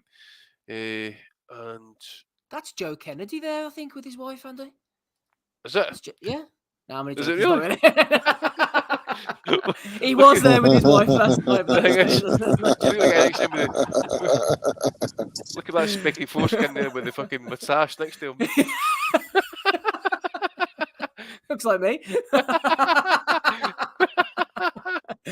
Oh dear, well, I'm going to take that. Brutal mente honesto. Anyone can get it. Thank you very much, Andy, for those nominations. Matty, any from you, please?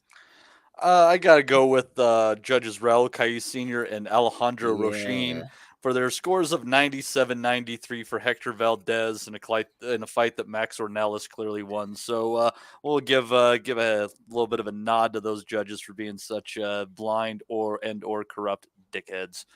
Good call, Matty. Yes, Cayuse Sr. is experienced enough to know better. Rochin has previous form. Any from you, Rob? Just really for all the people out there that are doubting Conor Ben's story that he's legitimately eating 30 eggs a day. and that they're contaminating his fucking Vada samples and making his head grow bigger. So fucking shame on all of you doubters. And he's right to relinquish his fucking boxing license if he feels wronged in that, in the sense that the board have let other drug cheats fight. So why not him? Can you imagine? Can you imagine how rank his farts would be if he was eating 30 eggs a day? Those heated it was a week. It was 30 eggs a week, mate. They'd be dropping off right off there, wouldn't they? No, we've got to be clear here. It's 30 eggs a week, not a day. Well, that ain't Sorry, 30 eggs a day would be ridiculous. 30 eggs a week. Nobody on the earth, man. It's like Cool Hand Luke. Oh, did you catch Spencer? Did you catch Spencer Oliver last night getting interviewed? He says, "Look at this guy. Obviously, there's a big dude walking past me. Look at this fucking dude. I think he fucking eats 30 eggs a day. It's fucking impossible." But I don't know what's wrong with Spencer last night. I think we had him as well. Jesus Christ. Oh dear, that's all the nominations we got, boys. Let's go through them quickly before we make our picks. Make sure you throw Oz's phone clip from John Fisher Sr. There's nothing from Oz. He's gone. Yeah, but that should have been in the value. That should have absolutely been in the value. I think that needs to be among the picks too.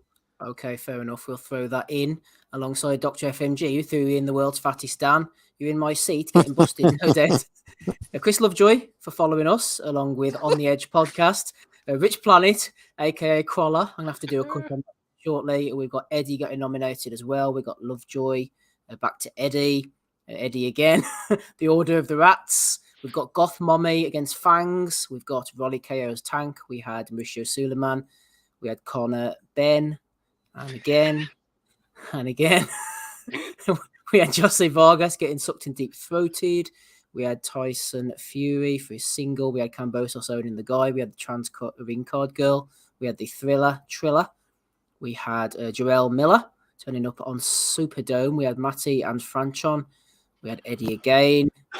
We had Mauricio again. We're seeing a pattern here, everybody. And we had Not Joe Kennedy at ringside. So quite a strong week, if I do say so myself. Matthew, who is getting your vital pick? I have to go with the Chinese food order.